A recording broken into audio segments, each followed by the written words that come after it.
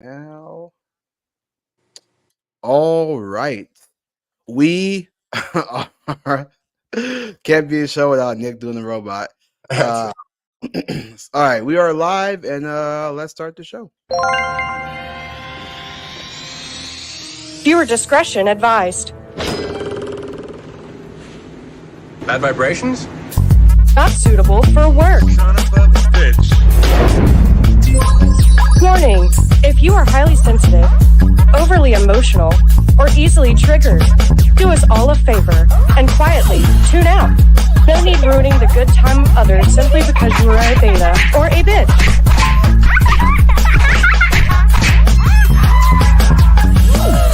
Age of Men podcast with your co-host in crime, Nick and Julius.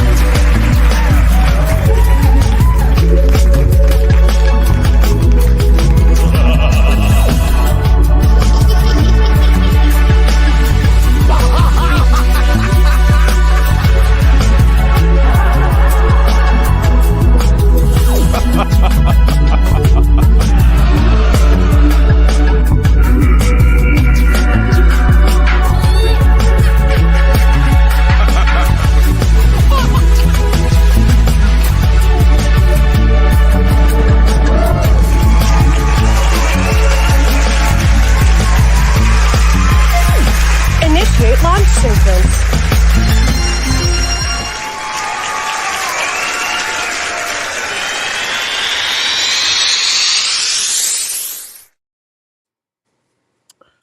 Welcome back. Welcome back to the Age of Men podcast. Appreciate you all for being here. I have to say, I saw in the chat somebody said best intro in the game. And listen, I'm a little bit biased. No, I am biased. It's a fantastic intro. I always like it.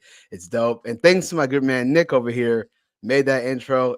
I always love it. Every time I watch it, I can't help but smile. Like, man, this is a dope intro. So it's Hey, I cool. get lucky every once in a while, Julius. Thank you for that. Thank you, Ruel. And Julius, off of that, I decided to clip up what I consider to be an epic moment from my partner in crime over here that perhaps we could show to the audience to end the show tonight. I was thinking. All right. I want them to see you. Like, dude, I'm proud of you. That's all I'll say. Cliffhanger. Definitely more to come, man. I'm not gonna stop going back to City Hall. It's been pretty crazy. It's impressive. City Hall Julius was causing anarchy in City Hall. It was epic. You should see when my friend goes up there and Ryan goes up there. See, it's pretty crazy. But yeah, appreciate you guys for tuning in. Thank you all for being here. Make sure you guys hit that like button. Make sure you guys are subscribed. If you're not subscribed already, share this out. It definitely does help us out to get more engagement. If you guys want to follow us on all other social media platforms, the links are down below. If you guys want to support this channel, so we can give you guys better quality content and get rid of that StreamYard logo right here in the corner that you guys see. Want to get rid of that StreamYard. Listen, I like StreamYard. Thank you, StreamYard, for allowing me to be on your platform. But man, that logo just bothers me. So if you guys want to support us, you guys can support us, Cash App down below. Any questions you guys have, you can always email us, or if you want to be a guest on the show and talk about anything that centers around relationships, male and female dynamics, anything you disagree with us on, you can always DM us on Instagram.com/Age of Men podcast. I'm so used to saying today with Julius, I'm going to say today with Julius. I'm so used to saying that. So crazy. I feel like I'm shifting between two, like two parallels. It's just interesting. Oh, what happened to Jax? Oh, she did. Yeah, she did. So yeah, some great things, great topics to talk about tonight. I know you guys kind of see I'm in my flannel here. I don't really wear flannel. I mean, I actually love this shirt. It's one of my favorite shirts, actually. But I figure I dress up for the night. I don't know why. So be a little bit more mature. So you guys like a flannel game, You're looking good, buddy. No homo. I always thought flannel game was like my Kurt Cobain grunge. So the fact that you're saying that's dressing up, like, I feel good because I'm always wearing flannel. Well, it's funny because I didn't start wearing flannels really until. I mean, I wore when I was a kid, but not in a way that not like these. It's always like those short sleeve ones. Short sleeve, it was always those because of like how we used to dress back in that time. But I started wearing the more long sleeve one when I was watching the show Smallville. So when I was watching that show, like when Clark Kent wear flannels, I always liked that look, the farmer look. I don't know why, it's just very mature. So I started buying shirts like these. This is actually my favorite shirt. Um, what's it? Paul Bunyan style. Exactly. Just give me that Yeah. axe and some wood. I'll be right to work. So yeah, a few great topics to talk about tonight. As you guys know, if you guys saw the main title, if you guys don't know what 304 is, so it says men can't be 304s. We're gonna talk about that. And what 304 basically means just a hoe. If you put that into a calculator, you do it upside down, then it just means hoe. Um, I did reach out. We were supposed to have 3 people, but I guess one person is not able to be here. God bless her soul. I did reach out to another friend, so if she is able to make it, she might be on here. We'll see. So we'll see. But nonetheless, let's dive right into tonight's topic. We got some great guests on the show. If you ladies are listening and you guys don't mind telling the audience your name, age, and relationship status. Holly or Jax, if one of you guys can hear us. We'll start with Jax. Go for it. Name, age, and relationship status. And or how do you guys remember meeting us? Because we Well, go back. We go back with both of you guys. yeah, these were, it was back with Suni, whenever you and Suni had gone live together on Instagram. So, my name is Jackie. I'm 36 and I'm single. So, Ready to mingle? that's, Wait, you're huh? 36? Yep. I thought you were younger than that for some reason. I just Huh. look younger than that. Thank you. Yeah, she does. All right. So 36 and single, you said? Yes, single. Okay. Um, and Holly? Obviously names there, but just name, age, and relationship status. What's up, y'all? I am Holly. I am over 30 and under 40, happily married with 3 children. And I think it was like the Instagram and Discordia intro to you guys. I hopped on an Instagram live with Nick one day and we were just talking. I think we were talking about gematria or something like that. And then I slowly creeped over into the Discord world. And we've all been lost together ever since, loving it. Right. I will say 2021 was one of the best years to be on Instagram live. The prime I time. agree. There will never be a better era. That was Yeah.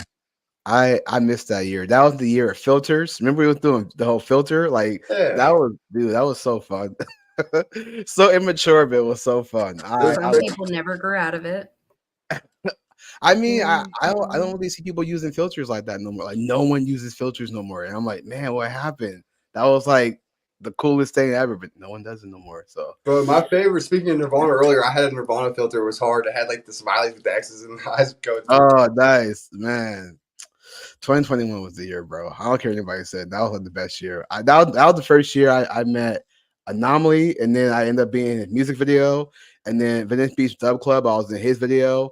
I met lots of people that I follow on Instagram, and I'm still friends with now. Like that's pretty good. They all live in LA, so it was pretty cool. That was a really That good year got a lot of people interested in reaching out to find people that they could connect with and be open and be themselves a little bit with. Because in the world we had to hide that and suppress it so much, or we were literally ostracized, often threatened with our jobs and everything else. So yeah, it kind of rallied some of us people together that otherwise might not have met, and it's great.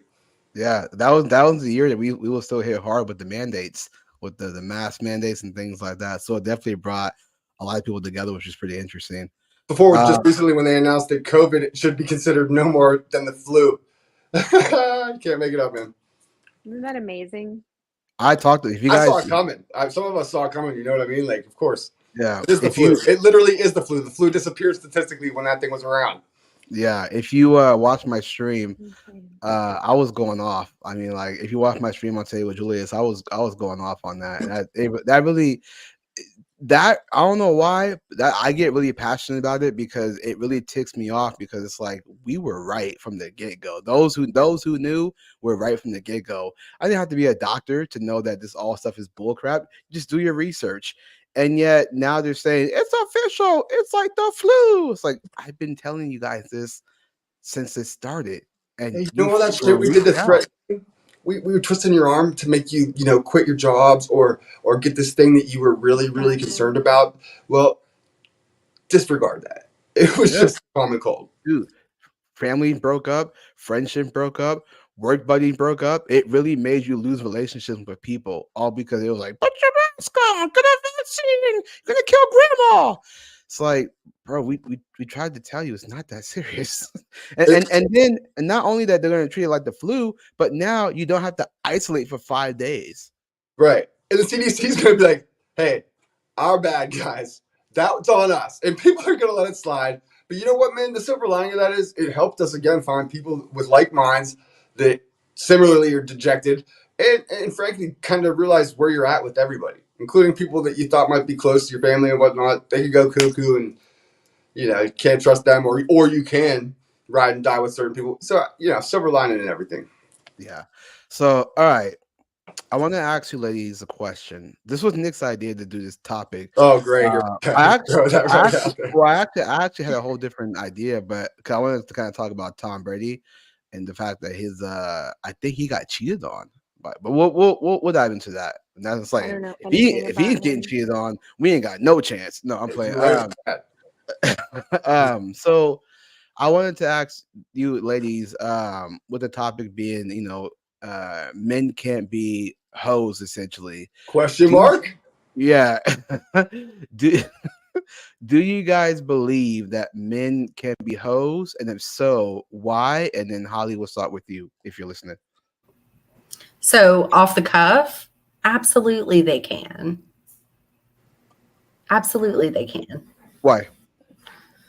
I mean, what is a hoe? You tell me.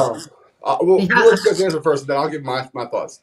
Yeah, you tell us what a Yeah, hoe I is. mean, a hoe is considered to be someone with a lot of sexual partners, someone who's promiscuous and or a prostitute, the equivalent of a harlot, which I know is considered to be or is typically women, but absolutely men can be promiscuous and considered to be quote unquote man whores. Yeah, Okay. man horse maybe. Well, hold on, Nick. Jax, Hold, yeah, go ahead, please. hold that thought. Jax, I want to know what you think a hoe is. Or do you think men can be hoes? And if so, why? And then what do you think a hoe is? Okay, so I do believe in the double standard that, you know, men and women aren't equal as far as um, body count, how it affects women versus men. Now, I will judge a man based on his dick discipline, for lack of better words. So I don't know. I want to say no because of the double standard, but at the same time, I would still judge him. So I guess, yeah, I would probably So, consider. Jax, I got a great question off of that then. Okay. If you had to be with one or the other, would you rather be with a man that you consider has too many bodies or a man who can't get anybody?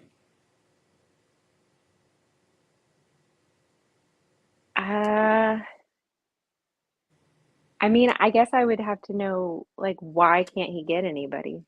I don't know, but no women have ever signed off on them. They don't want them. Let me do this before we go deeper into this. So let's go off an Urban Dictionary, right? And we'll get back to that question. I promise you. Okay. But the Urban Dictionary says a hoe is let me do this to make it easier. Let me see. Hopefully this doesn't screw up anything. I was gonna try to look it up, but last time it kicked me out, so I am not Don't touching worry. We got you. That's what the Age of Men podcast is for. That's what we it. So okay. accommodating. sometimes So when our internet's working. yeah. Yeah, well, mine is all ghetto. Okay. So this is coming from the Urban Dictionary, and it says, "Ho, someone who is only after sex and money. They have no interest in an actual deep relationship with their Oh, significant other. They find someone else to move on." An example is, "I hate hoes." Leah definitely isn't a hoe for Levi Anchorman, just how they use it, right? So essentially, it's somebody who's just after sex and money and no interest in the relationship, and then they find someone else to move on. So That they sounds find like 90% of yes. men. I was going to say You think absolutely most yes. so men are after There's money? no question. so You guys think most uh men are after money? Yes. Really? Yeah. Yeah, hold that definitely thought, hold that thought. Let me 'cause I want to get my take. Well, Nick, did you give your take on can men be hoes? If not, go ahead. I would say that um, unfortunately most men don't have the luxury of being hoes because the requirement to be a hoe is that you have to go lay a bunch of people, and most men aren't even getting any access to sex ever, let alone the capability of going and being a hoe. So they don't have the luxury of hoeing. Um, if and when they ever can start getting attention like that, they're in a different status. That means that all of a sudden now all the women want them because they had to work hard to become something of value or something. But at that point, you can't really call them hoes. I would say they're more like homemakers, like Jesse Lee Peterson says, because the difference is that women, you're shamed for it because if you can get it from everybody anywhere. So your values, and if you discern and select accordingly, like one or a few people, and make that, give them the value. Whereas men, um, we can't get it to save our lives. Most of us, most of our lives. So like our values, and if we can ever attain sex, and then if a man can start attaining sex, um, pre-selection bias and stuff like that in psychology seems to indicate that women are more attracted to that. Hence the question I asked Jax: would you rather a man that has too many bodies or somebody who can't get anybody? Because I'm curious about that. Like, there's a lot of men out there that aren't getting laid to save their lives, and if you prefer that over a guy that's been sleeping around too much, they're available. But the reason they don't have anybody is because nobody ever picks them. They'd rather have the guy that can get girls. I I want to mean, add I would have real to see the quick. medical records. Fair enough. You Uh, got to see let that. me let me add to that. I actually agree with Nick. Now, mind you, my stance, I don't think men, I don't think men can be hosts. And I don't think men should be having sex before marriage. That's my stance. I think men and women should wait until marriage. I think there should be virgins until marriage. That's a whole conversation we'll get into later on. But with that being said, men cannot be hoes because CNN did this stat back in 2022, maybe it was early 2023. It was saying that women between the ages of like 18 and I think it was like 20 1825 or 1828, something like that. We're having maybe 1825. We're having more sex than men were. And a lot of men are not having sex like that. Therefore, if they do have sex, the woman has to give them the green light. So men, and mind you, if you look at like the top 1% of men, right, the ones who are making lots of money, the ones who have an abundance of women, you might think they're hoes, but they cannot have sex with a woman unless you give them the green light. Therefore, when he does have sex with her, and if things don't work out and she moves on to the next person, she's a hoe and he's a homemaker. So because men don't get it like that and women do, then how can men be hoes if women are having more sex than men? Well, women don't just give it up to everybody. They, rightfully so, they need to be very like discerning on who they allow to, do that with. And because of that, they're the coveted ones. Men aren't coveted at all. Most men, in fact, I think the stat I saw was somewhere around like 66% of men have never in the history of man earned the right to reproduce. 33% of men who have ever existed are responsible for all the populations of all time. Um, and they don't get noticed at all by the women, and so it's easy to overlook them. Of course, I got a freaking 5 alarm going right by during the show, but sorry, folks. But yeah, they don't get noticed by the women. I don't think often, and so ladies, I like to bring this up to you because I don't bring it up at all to rub it in your face or anything. It is a double standard for sure, but it's one of the few that kind of it sounds like it benefits men. And it's harsher on women, but I'm bringing it up to you guys because like it's not the same thing where if a dude's out there slinging a bunch of tail, he's like just being really Well, that's why I brought up the double standard and the fact that I understand that it's there and I don't fight against it, but that doesn't negate the fact that I'm going to judge you for it. Right, it's but not like he's being sloppy with his body, like where a million people want to get your body. So if you just said yes to everybody, that would be gross. This guy right, has to earn every single encounter he has. Like and most people are not able to have sex like that as men. also too in a more secular worldview, these secularists today, you often hear women, and this is what I find interesting about this conversation because women will say, and I'm gonna play a clip from Fresh and Fit on why this conversation, at least for me, I thought was interesting. But when women say, "Well, how come men can have sex and then if women do it, it's bad?" Because in the world that we live in today, a lot of women will say, "I want a man who's experienced." So whether it's one person or 10 women, whatever the case may be, he's experienced, and most women want a man that's experienced in the bedroom. I'm not condoning sex before marriage. I'm just saying these are the times that we live in now where women are promiscuous and oftentimes they want a man who's experienced. So by that logic, why would it matter if he has a body count, period, if you want him to be experienced in the bedroom? A lot of girls look at the higher the body count on a man. It's like the more he had to work to get that, and more women have signed off on him and given their body to him. He must be a catch of some sort.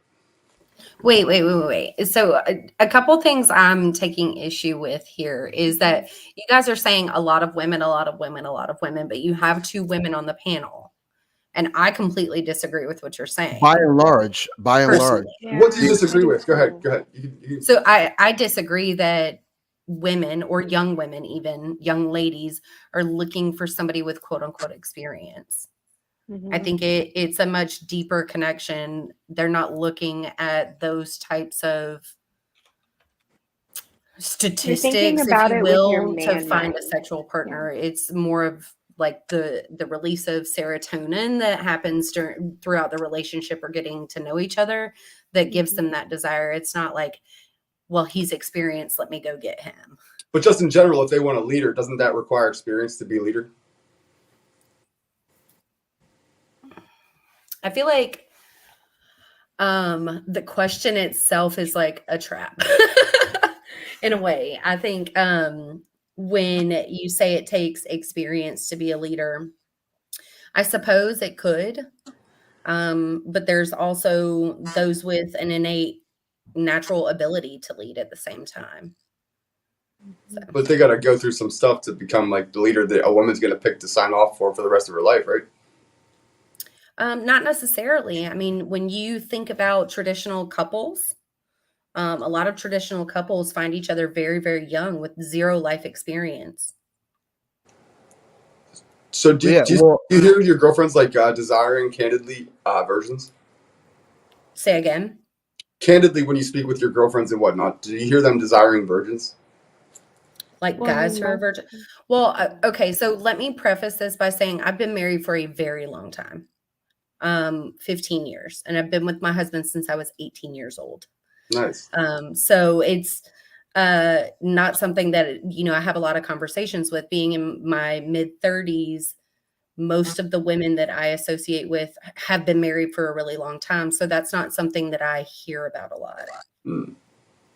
But I will say, like, out of my friend group, I know people on every end of that spectrum. I have friends who both were virgins when they got married. I have friends who both had a lot of partners when they got married. And then I have friends who are unequally yoked whenever it comes to that subject matter.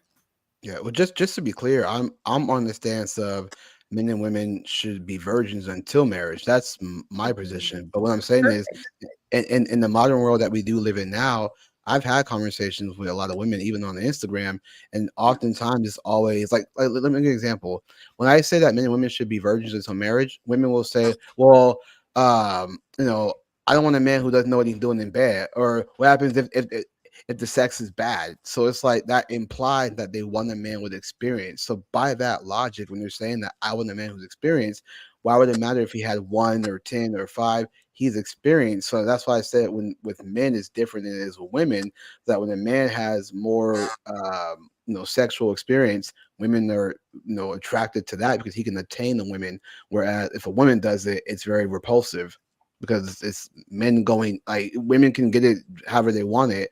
So if they can have sex wherever they want, it's kind of repulsive for men, but for women it seems more attractive. I'm gonna give you an example too. So I was watching the whatever podcast, and Brian was talking about body count, and he was trying to tell the girl that having a high body count is not good. And I guess they were going back and forth, and she's like, "Oh," she goes, "Oh, what's your body count? 2."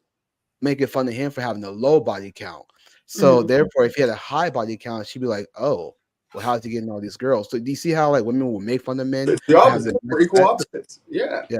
Yeah, so I was actually, before you even brought that up, I was going to point out the fact that the women who are giving these responses, I would venture to say 100% of them have a higher sexual partner count. Absolutely. And that's Yeah, disgusting. you're not going to find like women who are considered to be, I don't know, like prime real estate, young, attractive women who haven't had a lot of sexual partners. You're not going to find them saying, I need a man with quote unquote experience. No. What? So I'm not saying that. So when I said the modern in society, that's why I said the secularists, right? The seculars who have this worldview of Yeah, yeah. promiscuity. There are women who believe that they should have sex before marriage, right? They believe that. Those women who believe that would prefer men who have had sexual experience for their own pleasure. The women who are virgins and follow a certain moral guideline, they're not going to be looking for men with sexual experience because they would rather have their man be a virgin like them. I'm talking about the women who are more the feminist mindset, secularist mindset that think promiscuity is okay. And there are men and women who believe that sex before marriage is a good thing. I had talks like this on Facebook all the time. And anytime I say men should be virgins too, men would say, "No, I gotta test drive the car before I buy it." And I think that's the most stupidest thing I've ever heard, because why would you want to be promiscuous with lots of women and then try to be that one for your wife? It's like there's nothing special because you and her have already done it with everybody else. What makes you two special to each other? Because you're exclusive with it, but it doesn't matter because her hypergamy will hit the moment he's not on point with his life and had to take care of the family. Her hypergamy gonna hit. She may cheat, or she may feel like it's not my duty, or I'm sorry, not duty, but as a wife, she might feel like I don't want to give my husband sex, and then he steps out. So to me, I think waiting until marriage, being virgins, would be a whole lot better because then you can experience each other, and that could be a thing you build on moving forward versus having sexual experience. By the time you get to each other, there's nothing special about it. And then the other thing that I wanted to point out that I disagree with is what Nick was saying about men not having access and things like that. While I totally agree that women are the gatekeepers of sex and dating, and men are the gatekeepers of marriage, 100%. I just want to point out the statistics here. So among men, 17%, among men in their 30s, right? 17% had 0 to 1 partners. 21 had 2 to 4 partners. 20% had 5 to 9 partners. And 42% had 10 plus partners. What's the age range, if you mind me That's asking? 30 to 34. 30 to 34 had how many? 42% had 10 plus partners. If you could compare that to women equally at the same age and everything, they would have 50 times as many. Okay, you ready? Ready? Yeah. Same age range, 30 to 31. Which, by the way, I don't trust these kind of studies because women will shoot down on how many they have and men will exaggerate up. But go ahead. Okay, all right. So among women, same age range, 22% had 0 to 1, 31% had 2 to 4, 25% had 5 to 9, and 22% had 10 plus. It's literally half. But when they get to 10 plus, that could be like 100 or 1,000. You know what I mean? It could be. It could be. And we don't know that. But these are the numbers side by side. Yeah. And the statistics that we have, right? So I just So would you agree that men, do you not think that men have a harder time getting laid than women? generally? I mean, Yeah, they do. All right, that's all They I'm making. do. However, I think for that women free, tend to go for back to the free. same partner where men are chasing something else. Men are Can just I looking to get it. right, but can I let me go ahead and actually bring this up real quick. This is very interesting. I want to bring this up real quick. And actually, I appreciate the stats that you read. Me too. But let me just bring this up real quick. This comes from Daily Mail. I think Daily Mail might have gave a source, but I just want to go through it just to see. But this was a headline from 2014. So let me just cancel out this thing here. Hold up a sec. All right, I'm gonna pull up. I'm gonna pull up this. So this was a article from 2014 when it says, "What women want: a man with sexual and relationship experience, but just not too much." And just in that headline alone, you often hear women say that. I want to hit with sexual experience, but just not too much. You know what I mean? They want to have sex with lots of women, but with some, right? So It's just like they want you to be emotionally available, but not too emotional. It's just impossible standards. I right. look at an article like this like complete propaganda. It's like they're feeding the sexual liberation, they're feeding hookup culture, they're feeding the occult feminism through propaganda, the same way that we were fed COVID lockdowns, lies, and jabs, right? Amazing. That's Right. how I view an article like this. Amazing. Right. Yeah. No. I totally hear you. I mean, that's why it's kind of hard to maybe trust all stats because you can always lie with statistics. You guys should read that book. But let's just grant that this is what it is in society because this is how society operates. A lot of society does operate like this now. Matter of fact, I think I actually asked somebody if they wanted a man with experience. Maybe I did on my TikTok. I don't know. But so in this paragraph right here, when it says the study of university students aged between 17 and 40 found that women found men who had one or two previous sexual experience in the past 4 years most desirable, right? So let's just grant that that is true. Uh, why would you guys think that is? If that's the case, why would you think women will find men more desirable if they had sexual experience? Is it saying they're more desirable than if he had none? If he had one or two? Because it could also be the other way. Like they think he's more desirable if he only had one or two compared to a bunch. You know what I mean? I Well, just yeah, didn't check. no, yeah. It said that between the ages of 17 and 40, found that women found men who had one or two previous sexual experiences in the past 4 years most desirable. And then they found men with zero previous sexual experience or one current sexual experience less desirable. Okay.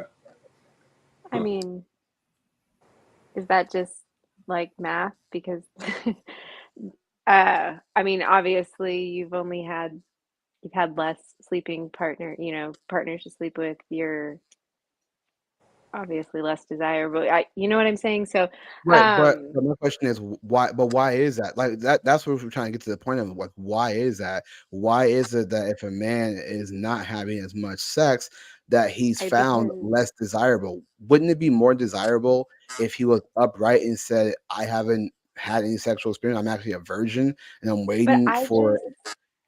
I look at that like he's not having a lot of sex because he's not desirable. Because he's an incel. He's involuntary celibate. You just Well, nailed it. hold on. Let's not. Well, not wrong, maybe, but let's just say that he was a handsome dude, but he was a virgin because he has morals, and he's like, I don't want to be a homemaker, therefore I'm going to wait until marriage. Why would he still be looked at as less desirable if he's not having as much sex?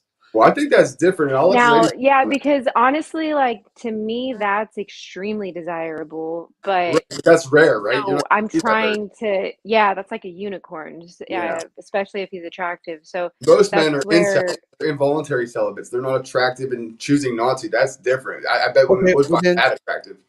let me swing right. it to you And this way that's real just a quick. harsh truth sometimes. Well, let me swing it to you this way. Let's say he wasn't desirable, right? Uh, but let's say like he the looks wise, it just wasn't there. But Hmm. he took care of himself. Like he goes for a run. He reads lots of books, has a decent job, he's taking care of himself pretty well, but he's a virgin because he wants to wait until marriage. He's not looking to have promiscuous sex, even though he can go pay for a hooker. He can do the most extreme thing to go get sex. He can go to a massage parlor, get a happy ending. He can. There's access for him to do nasty stuff, but Right. he's saying, you know what? I want to wait until marriage. Why would And how that old is still he? be? Let's say he's 25 years old. And 25 years old. Matter of fact, here I'll bring up a great picture. I was gonna do this on Cutting out, Instagram, brother. but I You're just gonna do didn't Is he find what? time to do it. robotic Actually, for anybody else? Yeah, you're cutting out real bad. You're gonna do what? They're still a little oh glitchy. oh yeah. So anytime that I type on the computer for the website and it loads, it makes me choppy. I noticed that lately. Um, on Canva, I have these two pictures, and one of it is of a handsome dude and this guy with braces. And so Mm-hmm. I was gonna have these two pictures and put the guy who was handsome, like he's a single dad with two kids, two baby moms, makes 80K, versus the dude who looks unattractive. I'm gonna say makes 100K, virgin Christian, and see which one women will take. Interesting. Matter Well, I'm of still fact, curious to hear. Would you Based on rather what's have the in man that it. had Are You know you what I gonna think kids is show it? funny is like you're having this conversation around like looks and things like that, and what's super heavy and trending right now is Love is Blind. Get the fuck out of here. Not for men. Yeah. Yeah, well, I mean, for women right now, that show is all over the place, and I made my Uh, husband sit down and watch some I of didn't it know it with was a me. show. I thought it was like a phrase or something. I'm so out of the loop. yeah, I don't No, I don't believe I it's a don't believe in show, that. and it's super trending right now because the season finale is next Wednesday. It debuted on Valentine's Day, so it's all in the feed right now. It's all over the Twitter and all of that. What So is I it? think What's it's it about? funny that you Yeah, let guys me are hold bringing. on. Let me just say this real quick, and I have to say this: all reality shows are fake. That Love and Blind, it's not real. It's all scripted. All What is scripted. it though? For those of us in the audience who have no idea what you guys are talking about. Julius, are you familiar with it? I forgot which one No, that was. I'm not familiar with it, but I just know all reality shows are fake. They're all fake. They're all Do you scripted. It's not do real. you think the one about the people with autism would be fake as well? Because I think that's pretty intense to fake Um, autism.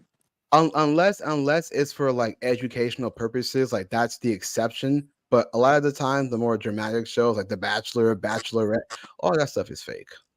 Matter of fact, just real quick, a little side note. I'll tell you why it's fake. So years ago, my brother used to watch this show, the Lisa Ray. He was watching it. It was on whatever used to come on TV. But the Lisa Ray show, right? At this time, I was like, bro, reality's fake. It's all scripted. I literally told him she was in the boxing ring. She was having this little boxing match, right? I said, here's what's gonna happen. She's in this boxing match. She's gonna get knocked out, and right when she gets knocked out, I'm gonna cut the commercial. And then when it comes back from commercial, it's gonna replay that she got knocked out, and that's the whole thing. And what happened? She was like this, and her trainer said like this, and right when it got here, it went oh, and it cut the commercial. Then when it came back, it went oh, and she fell down. I was like, see, I don't even write the show. I just know it's all fake.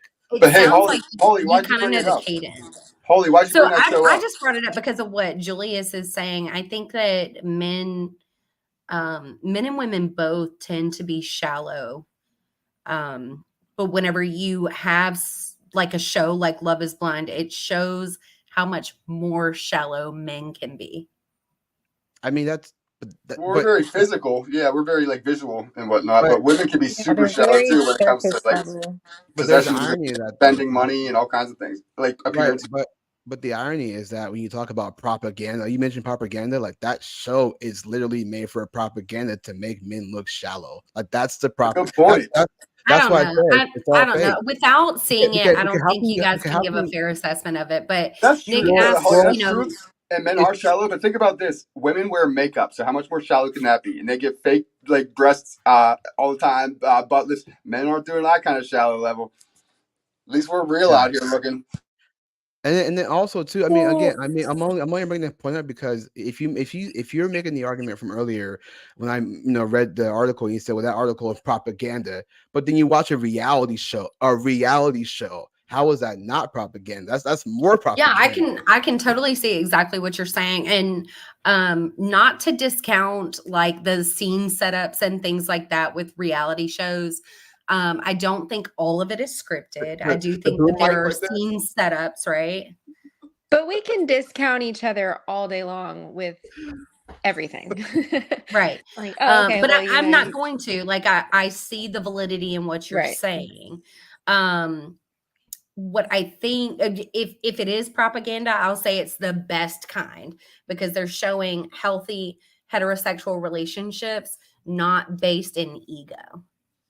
And at the end of the day, they're creating conservative couples who are living conservative lifestyles with the man and woman married at home, raising babies. Oh, Yeah. wow, that's gonna get canceled soon. Well, they're on season 6, so Well, just wait so you start talking about their anti-LGBT. No,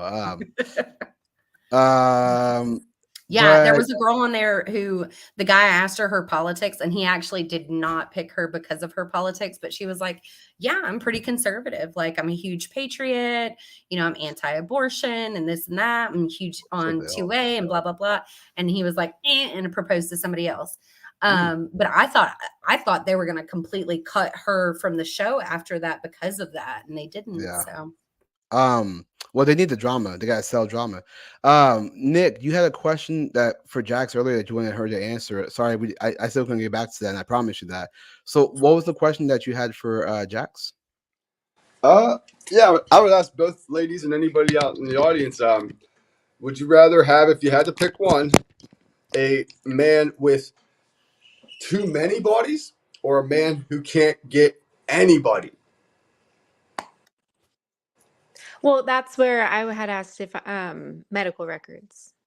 Do I have access to those? He's Are they clean. He clear? checks. He's been responsible with it as far as that goes. No kids. Um, shoot, but I can't know why the other guy just doesn't. Well, you could just he's just not a cat. I mean, nobody wants him. No women have ever wanted him. Involuntary celibate, 40-year-old virgin.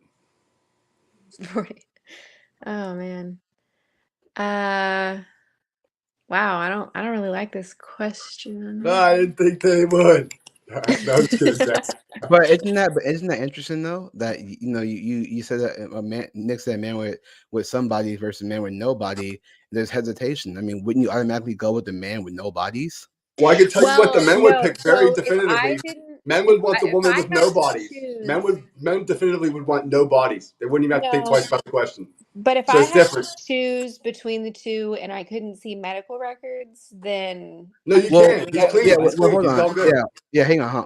Let's say for the sake of argument, he's absolutely clean. Like he's all I the know way that's what clean. I know. So I would choose I feel like I would choose the guy that makes me lean towards the guy with bodies, but had I not known anything other than body count, I would probably go for the guy with no bodies. Sure, but no. He's been clean. He's been responsible as one could be in that lifestyle. And you helped us just acknowledge the fact that it's not the same for men and women. Every man you asked that question to wouldn't even have to hesitate and say, "I want the one with no bodies." Right. So, No, so it's, and it's that's just why not I the same acknowledged that thing. at the beginning because Yeah, I and know that to your point, yeah, you did, and I'm grateful for you guys being here because it's just not the same thing. Yeah, I'm glad to have you guys both on here to have a nuanced discussion So about it. even though there's a clear distinction that women would tend to be a lot more attracted to a man who has experience. Do you guys as women, I mean, Holly, you're married, but just for other women out there, and Jax to you, do you guys think it's better? And this is my stance. I'm gonna die on this hill. I don't care, Nick. I'll die on this hill. But do you think it's better for men and women to be virgins, like moving forward, right? With society moving forward, Mhm. these young kids out there now. Do you think it's better for men and women to be virgins? That way, they can actually vet the person they're gonna be with and bring it back to the old school, where the daughter brings the guy home so that the father can meet him to know whether or not he's a good dude. Like, wouldn't it be better just wait until marriage? Or do you think that men and women should have experience, test drive the car before they buy it? See, so if you had asked a younger version of me, yes, but now that I have children, I totally agree, like, stay a virgin and we need to bring back arranged marriages. Because no, but seriously, I look at society today and it's at least American culture, and it's so much of a mess that um, I really feel like something, drastic like that, which it's sad that it's, drastic, but I really feel like something like that needs to happen. And that's the conversation that I'm having with my children. You need to save yourself. This is important. Like, this is your entire life, basically. So, I'm gonna pull up a video real quick that I don't want to skip past this, but I'm gonna pull up the video. Um, we won't watch the whole thing. It's literally just like the first minute we're gonna watch, and I want to kind of dive into this because this is from Fresh and Fit. Myron Gaines was talking to one of the ladies, and she basically was saying what every woman says: "How come you get to have sex, but when women do it, it's bad?" And I want to play what his response was and get you guys' take on that, and we'll discuss it. So hang on a second. Even that phrase, how come you get to have sex? We don't get to have sex. We have to really earn sex. Just right there. It's different. Yeah, well, I mean, I right. guess So I think that it's funny that you say that, but you also talk about how women are, in their hypergamous nature. So what is it? Do y'all have to really work for it, or Yeah, like, we have to get to that top well, percentage of men for all the women that are hypergamous to see us and want to yeah, fuck us. well, so here, yeah, well, here's what I will say when it comes to hypergamy, right? So I do believe that a lot of women do have hypergamy, and what hypergamy is basically where she dates equal to or above, Bro, they whereas all right? But men, they all have it. It's psychological. It's pretty well established. if we're constantly looking for that, like in the way that you talk about how I don't know, just the way that you talk about women, it's crazy to me that I don't know. I guess I just hear um, a little bit of that, and the way that men talk about women and how we're just so willing to give it up to any guy that's got, more no, than. so I But at the would, same That has time, what? men Any guy that has what? I didn't hear that part. like more than, like they're Yeah, he has to have. He has to be at the top. So right, that's yeah, a but very small then percentage of at the men at the same top. time you're saying, I don't know. So I guess it's just um all about perspective, because the I don't know. The well, men at so the here, top, it's natural for the men at the top to not have to work as hard, I guess. So No, they had to well, work hard to I get to guess the the top. average actually, man would have to They yeah, work had to work hard to I get to the top, and then it's easy streak as far as the women go. But they still have to work hard to be at the top. That takes yeah, a lifetime yeah. of work consistently and not fucking it up one time ever. well, Else no, you're never now gonna that be I at the talk top. myself through that a little, I mean, yeah, I guess the average man would have to work a little harder, but Yeah, well, All men have Can I to get pose to a the top. question? yeah, hold on, real quick. I was gonna say yeah, I was gonna that say, sorry, I diverted from. no, it's totally fine. We are gonna watch the video real quick, but I just want to say this is that like Nick said, every man has to work hard. Mind you, there's nothing wrong with it. I'm not complaining that we have to be at our top game. We have to be because if we want to start a family, we're going to have to Mhm. be on our A game in order to have that. There is a study that was done from Pew Research, at least it was presented on Pew Research Center, the website, and it Mhm. showed what men value in women versus what women value in men. For the most part, by and large, women value financial in men, whereas men value the physical. So that's why we don't really care about like your education and thing, how much money you make. We Mhm. don't care about that because we want to know if we're physically attracted to you. Whereas with women, it's more like how much money does he make? Because if you want to start a family with this guy, he's gonna have to have some kind of money. Yeah, I get why women would look at it that way. Like I would too Yeah, if I were a woman. and there's nothing wrong with that. It's just, but that's how most, if not all, women operate. And the thing is, um, eh, to me, I don't see a problem with that. And I think the issue that I think if women do feel some type of way about it is because I think men are starting to poke holes in what you guys are looking for. because a lot of women can come off like they're angels and things like that. But in reality, it's like we're kind of poking holes and we're seeing exactly what you guys want. But there's nothing wrong with it. If you want a man to make a certain amount of money, that's on you. I mean, don't be too delusional about it. But at the same time, if you want a man who's financially stable, there is nothing wrong with that. If you want to start a family, it's going to cost some money. Family ain't cheap. So nothing wrong with having a man who's on his A game, but that's what women tend to look for. And matter of fact, if you compare that in the same way women vote for more security.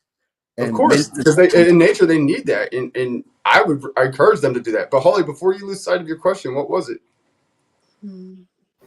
So my question is, and it's just raw, off the cuff question for all three of you: are women competitive with other women?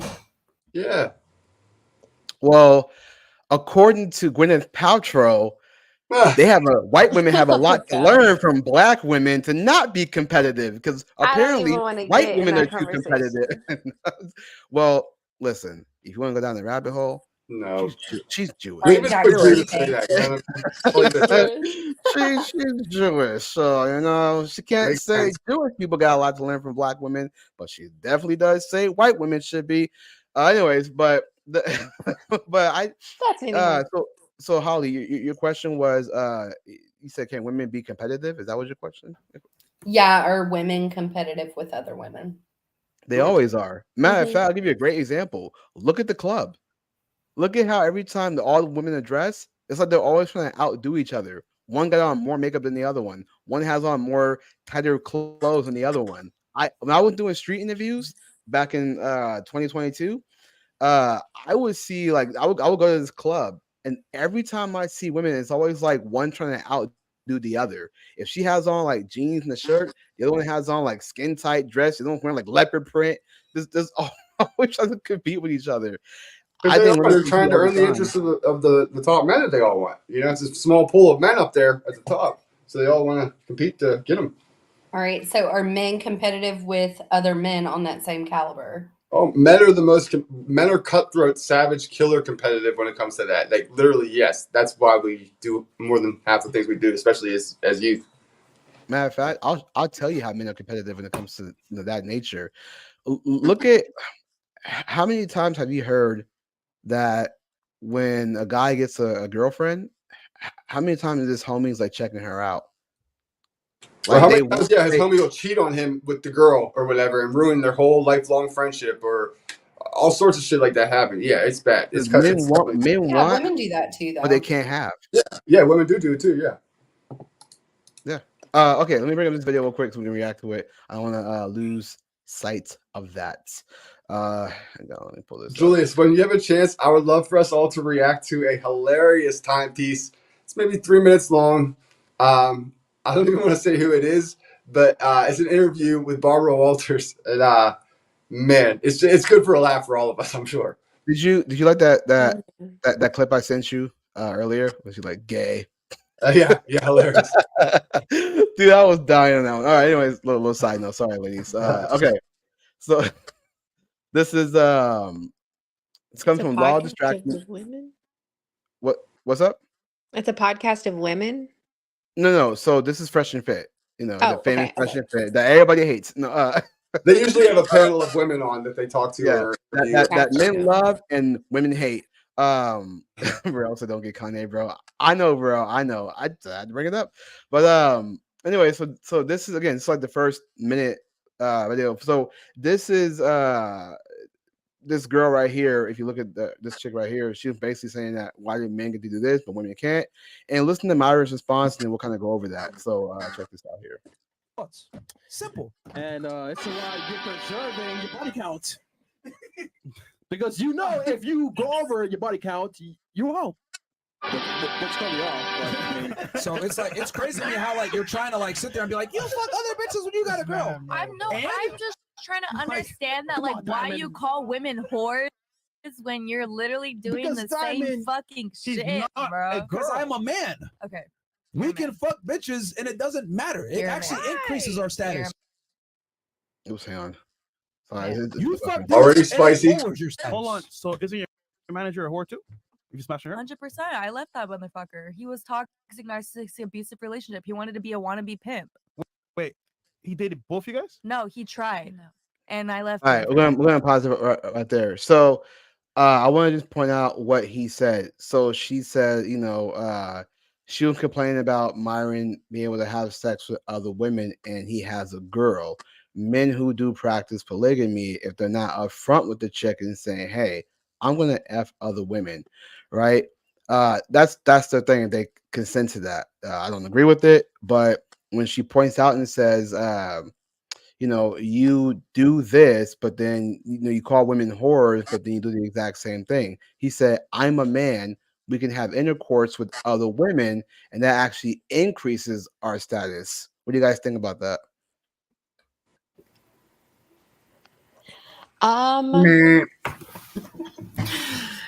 Boo. I just disagree. Unless he can't get it at all, in which case, Jax, you might pick him if he had a clean medical. Right. I mean, I just status like I don't know. I guess there's sex status or just I status think as that a man or there's a very specific type of woman that would view a man with more sexual partners as higher on the totem pole. And that type of woman is the type that you see the gold diggers, the strippers, the ones who only want to be influencers and that's how they want to make their living. What if she wasn't? What do you mean? What if she wasn't? What if she wasn't? What if she Then, wasn't a stripper then she's or not gold desiring a digger? man like that. But how do you know that though? Because I'm a woman. But you don't think that there's women? So you don't think that there's women out there who who are not strippers and who are not gold diggers, who are not content creators, who maybe say, I would like to have a man with experience. Like, you don't think there's women No, out there who are I like that? don't. I Well, don't. let's say that there So is. What would you say to that? What would I I say guess to it? tell me I would probably put them in the same category as those people. I think tell us it's how it degenerate. increases tell us Sorry, how Jack. it increases the status. So let me give you an example. I'll give the most extreme example. I don't like to do extremes really, but I'll give you an extreme example. Look at matter of fact, I'm gonna tell you this video, right? There's this video where Aiden Ross was on the stream with Chris Brown, and there was a chick who was 18 years old, and when it's not just sexual experience, that's part of it, but it's just the man having status, period. Like, he's the top dude. So Chris Brown was on this stream with Aiden Ross. Aiden Ross is a social media influencer, and this girl was on the stream with Aiden Ross, and Aiden Ross says, "Hey, I got Chris Brown." And she's like, "No, you don't." And she's like, "Oh yeah, I do." And Chris Brown comes in the camera. The first thing she said was like, "Oh my God, Chris Brown, I will suck you up every day." Oh Now my. imagine if Chris Brown didn't have that status. Would she still be saying that? Or would she be like, "Who is that dude?" Yeah, but that's Chris Brown's status is based off of his popularity. It's not based off of his Right. That's body still count. status though. It's still Yeah, status. but you're Yeah, but saying that so body count increases status, and that's not accurate at I, all. I I said that. think that I if said the that's part of it. status increases your body, now that I'm thinking about this more, like honestly, I just really think that it's the desirable men have more sex, obviously, and the undesirable men have less sex, and that's that just seems like that's just the most logical black and Yeah, white the logic. like Now, I like what explanation. RB said. I don't want to butcher his name, so I'm going to call him RB. He said, "No, Holly. The point is, a man that is desirable by many women is more desirable by women. Period." I can take that, and I can understand that. I think that it is in a woman's Right. nature to want That's a quote unquote desirable man. I personally just do not think a body count makes a man desirable. yeah, Well, I think yeah. no. So that's not. So that's why I said I clarify. So that's part of it, because again, the extreme example I can bring up is rappers, right? Rappers and movie stars. How often do you see movie stars sitting around with everybody, but women still want them? They have Yeah, I status. mean, the best example Right. I've ever That's thought of in but that that's the point. situation, and I've shared this with my husband recently, is Luke Combs. I mean, women fall over He's ugly. him and are like, "Oh my God, Luke Combs," and he is ugly as sin. Yeah. Wait, He Luke, looks like he doesn't bathe. Luke Combs, the country singer. Luke Combs. Mm-hmm. Doesn't he date? So as a matter of fact, I'm actually glad you said that. Okay, so he's a popular dude, right? Like he's pretty popular. Mhm. All right, let me see what his net worth is. Like Right, Morgan Wallen, he's kind of attractive. right, but let me. Now I disagree on that. Oh, okay, well we disagree on that one. So even if the man is unattractive, even with that, right? Let's say he's not having as much sex, he's unattractive, but he's super popular. The fact that he even is making money and he's popular, women will still be flocked to him because to them they see security. So even if a man is unattractive, he can always They make don't it up see other security. aspects. But that's not what they're seeing. They're seeing a still- status symbol. They're seeing Yeah. an Instagrammable lifestyle. They're seeing an Right, influencer security. situation and attention in their Right, future. They're not security. seeing security. They're secure in that life. They'll be secure in that lifestyle. Security. They're seeing a high value man that they want to be at any part with they can, and they'll take him how they can get him. And that often means that he's just gonna fuck her and forget her and lead her on. Yeah. And then, or if even if he's not attractive, again they see security because they'll with the money that he makes, they see a certain lifestyle. So they'll he might stay with her because he's not as attractive, and that's the best thing he got since sliced bread. But it's the fact that he still has money. So even when a man is like, let's say he's fat, but he's making a lot of money, even though he's fat, the fact that he has money, men can always make up for it in other ways. Well, yeah, because men are more about the visual, the physical. Women are more about the mental, emotional. So if he's, doing other things, it's not necessarily like there are many ugly men. There are comedians like Kevin James. He's fat and ugly, but women find him very attractive because he's very successful and he's very funny. And it's just other qualifiers. It's just not the same thing. Right, but that still proves that status comes before bodies because he's ugly and whatever, but he's got the status that's giving him the bodies. Well, hold on. What's the chicken or the egg at that point? I would say. No. Well, hold on. To clarify, though, we No. never made the position that sexual is over. It doesn't trump anything. That's why I made it clear and said it's part of it, right? So for example, what somebody like Chris Brown, he has popularity, but if he also can get women, other women will want him. That's part of his status. Well, I think Myron is saying I is think that you're looking at this wrong. And I think when you look at it the way that I look at it, it makes sense and it's very simple. What's that? Desirable men have more sex. Undesirable men have less sex. I think that's exactly what Myron is saying in so many words. Myron is literally saying the more women that fuck me shows that I'm of attraction to women. Women find me attractive. More women are willing to fuck me. As we all know, women don't just give it to anybody. So they're discerning. And if he's willing to, if he can get laid, the more he can get laid, the more women that sign off on him, the more attractive he must be. It's called pre-selection. Women are social creatures. So their peers and other women signing off on the man that they want to be with or some man they desire is important to them. Also, too, if you look at somebody, talking about unattractive. No, because the last time that happened, she. Well, hang on, hold on, hang on. Well, wait. Well, yeah, real quick. I was going to say with the unattractiveness, right? You said less desirable man will not get much women, but look at somebody like Notorious B.I.G. Wasn't the most attractive dude, but still getting lots of women because he had money. Because of the status. The status came before the bodies, I'm sure. Yeah, no, like you're they probably sit there right. and rap about or what, talking the the songs about having, So, Jax, what are we disagreeing with here? Do you think? I just want to make sure I'm following you. You're saying that women are more attracted to men because they have a higher body count. Well, I didn't say that. No, we didn't say higher body count. Byron said it. I didn't say it, just to be clear. Yeah, we didn't say higher body count. We're just saying that.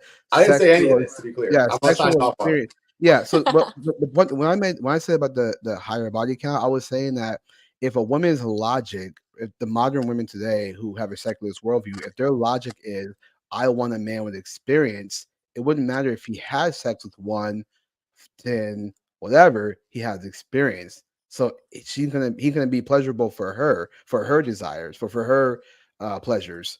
So whether it's 1, 2, 5, doesn't matter. She wants a man that's experienced. So therefore, it wouldn't matter if he's having sex with lots of women or not. She wants a man who's experienced. Not too much, but experience. Men have to qualify to get any shot from women, right?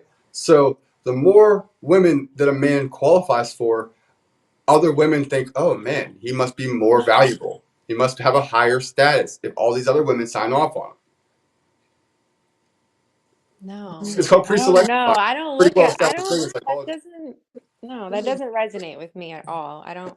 You might not want to But admit, but deep down inside, you already said that you'd rather have a man I'm with more not. bodies No, than no, no. virgins. You don't want the yeah. virgins. You ladies don't So want the Because virgins. it's Nobody because picks. you called him a 40-year-old virgin. Yeah, because nobody I picked him. mean, Nobody wanted at him. my That's age, exactly I'm what I gonna laid out to question, you. You picked the like, more is it bodies. inverted? You know, like, I don't know. Is You something picked the wrong? more Is it not bodies rather than the there? virgin, Jax. You picked it, I'm right? just saying, like, but there's no knowledge behind that.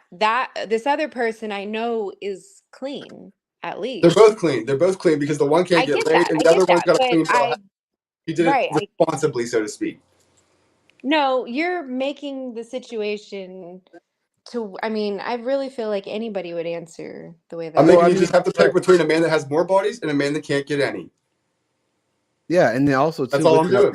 yeah, and with that, that's why we clarified that in that scenario, he's clean, 100%. Like it's confirmed. You have his paperwork. He's right. totally I say, clean. yeah, he's clean because I'm just trying to have you pick between a man that has too many bodies and a man that can't get any. I want all the other variables out of the equation, just those two things. That's why I say, sure, give him a clean bill Okay, of health. so if that's all that there is and I don't know anything No, about everything good for both of them. Like they're both great men as no, far as well drive go. then it is what it is. Right. Yeah. Let's acknowledge it. Yeah. Y'all are funny. I'm not hating No, on. No, no, I it's don't hate just, on it's women for just this at all. It's a no, hard thing to come to. It's so hard. I feel bad like trying to help women come to this because like you guys have been so brainwashed with this. You can be men and it's all good and stuff. And us men finally have started to come out in mass and say, guys, we find that super fucking gross because you can get fucked by anybody you want at any fucking time. So your value is in if you don't do that and you save yourself for somebody you love, like luckily, hopefully me. But if you're trying to be a man and just going out there and hoeing, men can't get laid. Dude, I can't get laid right now. I couldn't just snap my finger and I feel like I'm pretty well off compared to most dudes I know. It's not that easy for us men. We have to earn it from a woman that thinks that we're of some sort of value.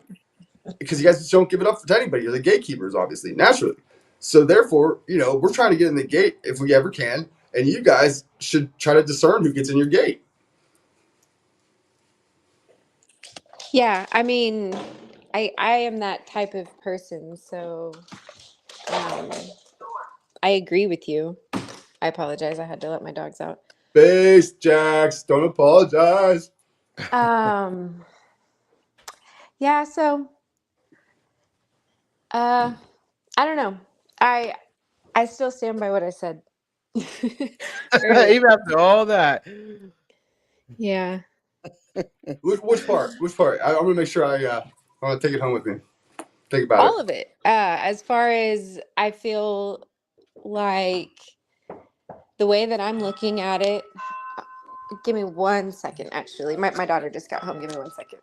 Yeah, no problem.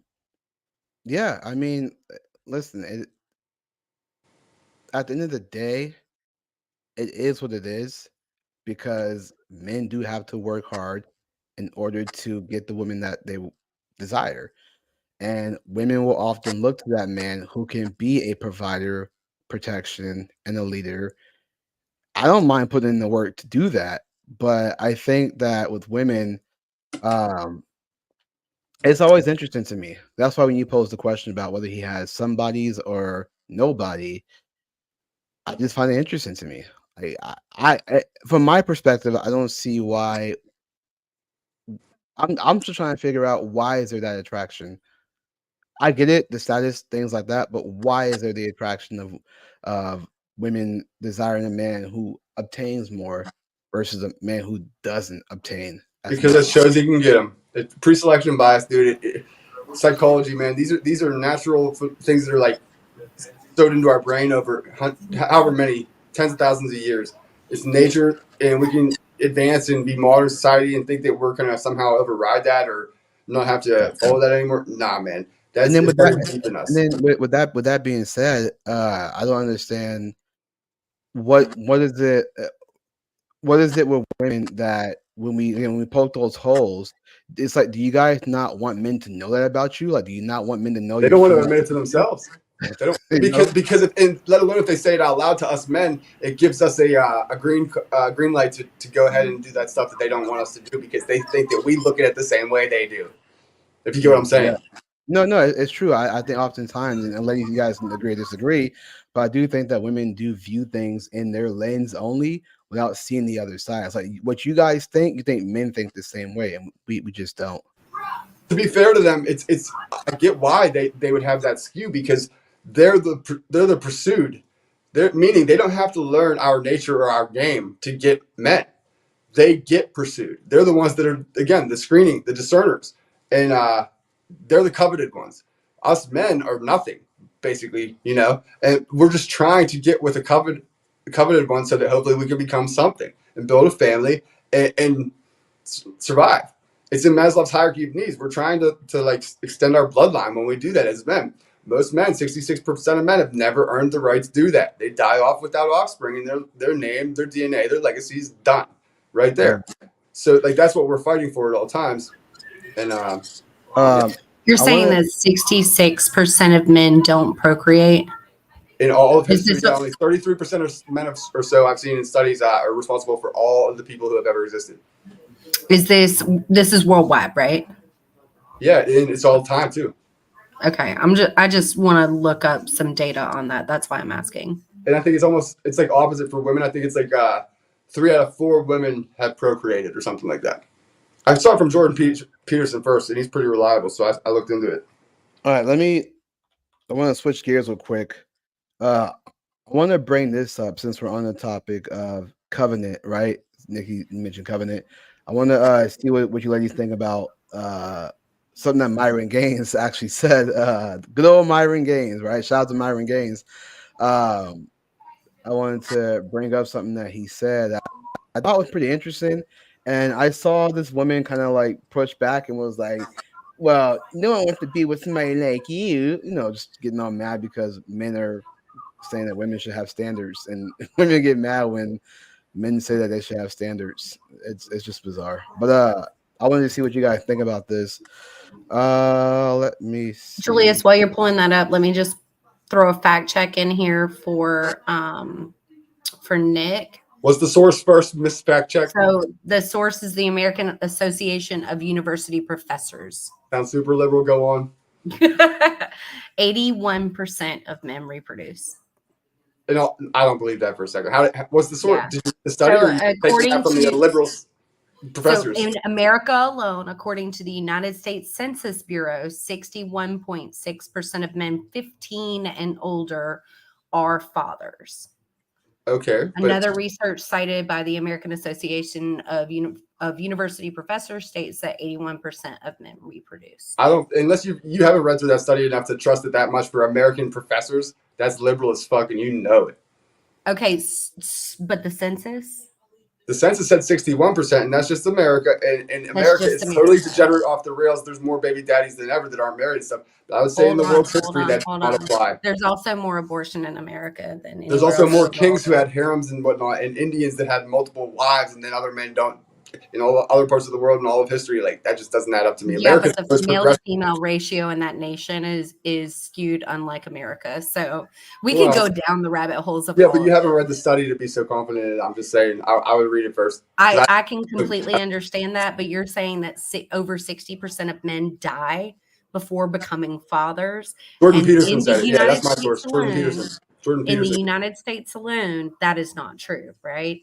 Well, the United States is the most advanced degenerate society where there's tons of baby daddies getting fucked by tons of whores that are making baby daddies. I could also say that in the United States, we're not focused on family culture where you have South America, India, China. They're all focused on family. We just make baby mamas and baby daddies. So there's more men here than ever that are getting babies, but that doesn't mean that they're like, most of societies. We I would also say are America is ridden probably with far and away a diseases. leader of that. We're also ridden with diseases that prevent us from having children in America, unlike any country ever. Well, so you're just disagreeing with the fact that. So you still think that men can get laid as much as women? Is that where we're at? Yeah, absolutely, I do. I thought you said that it's harder for men than women.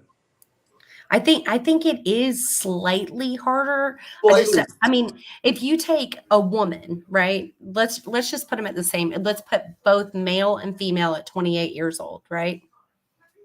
Both moderately successful, meaning successful in their own career field, not driving a Lamborghini, just moderately successful, can afford a 2 or 3 bedroom house in a regular American town.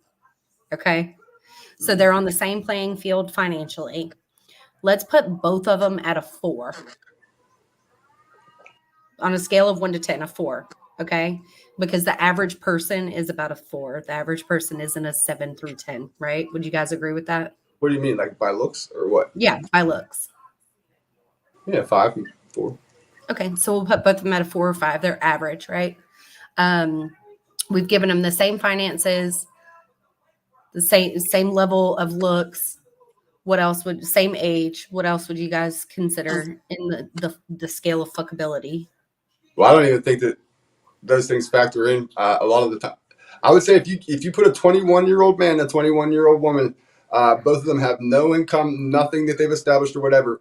That man can't get laid to save his fucking life, and he works really hard. At 21, women could get laid by anybody yeah. they walk down the street and snap their finger at.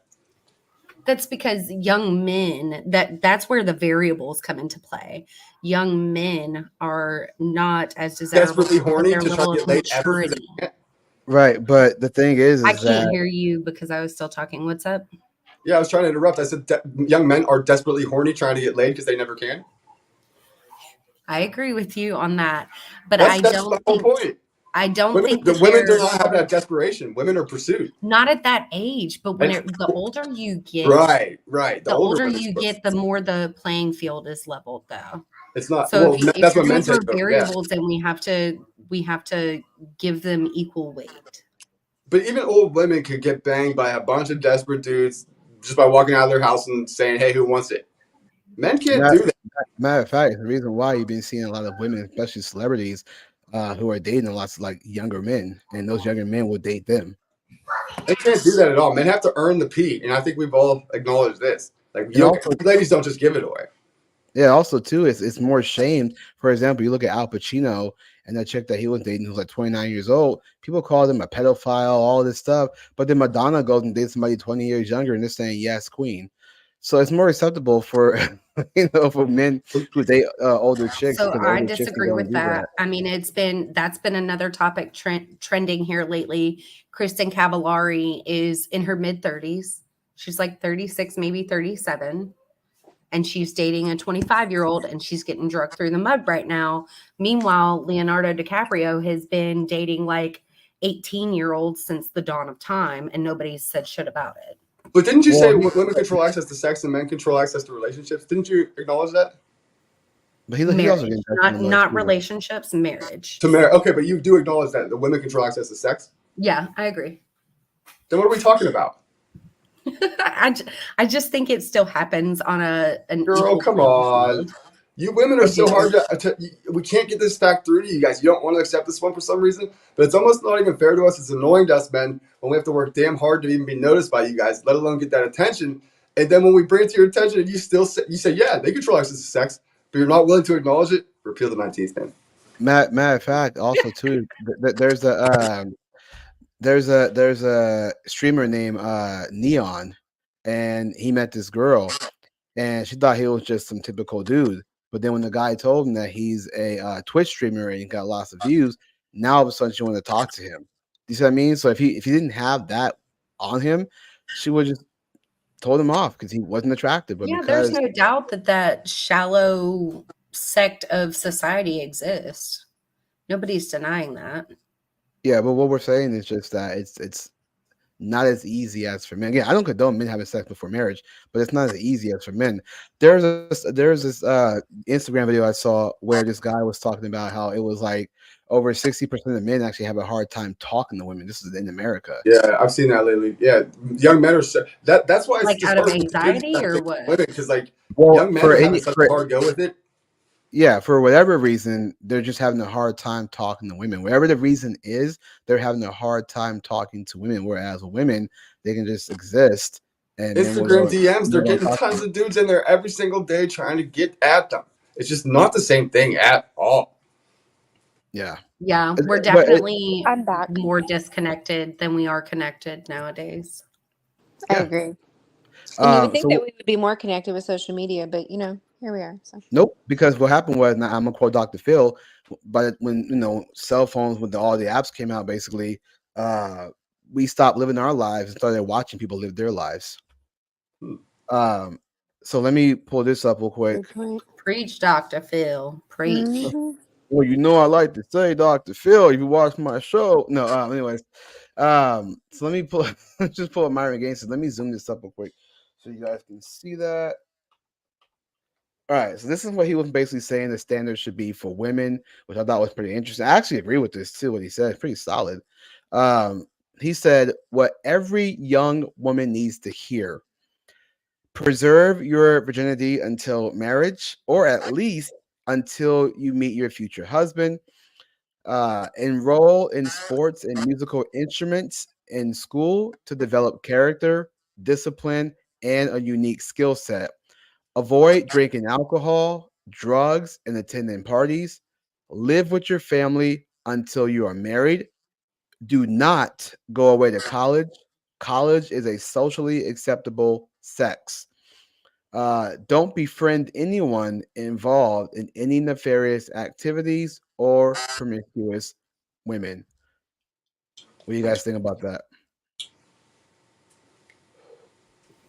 I think it's a dream for a man to take on a completely sheltered partner because he can mold and shape her, and it's easier to do so because he's shaping her worldview from a pretty young age. I am of the belief that we should bring back arranged marriages. Um, I think that you will find more couples that are more equally yoked. I think you will find the divorce rate go down. I think you will find the birth rate going up, and America thriving if we did that.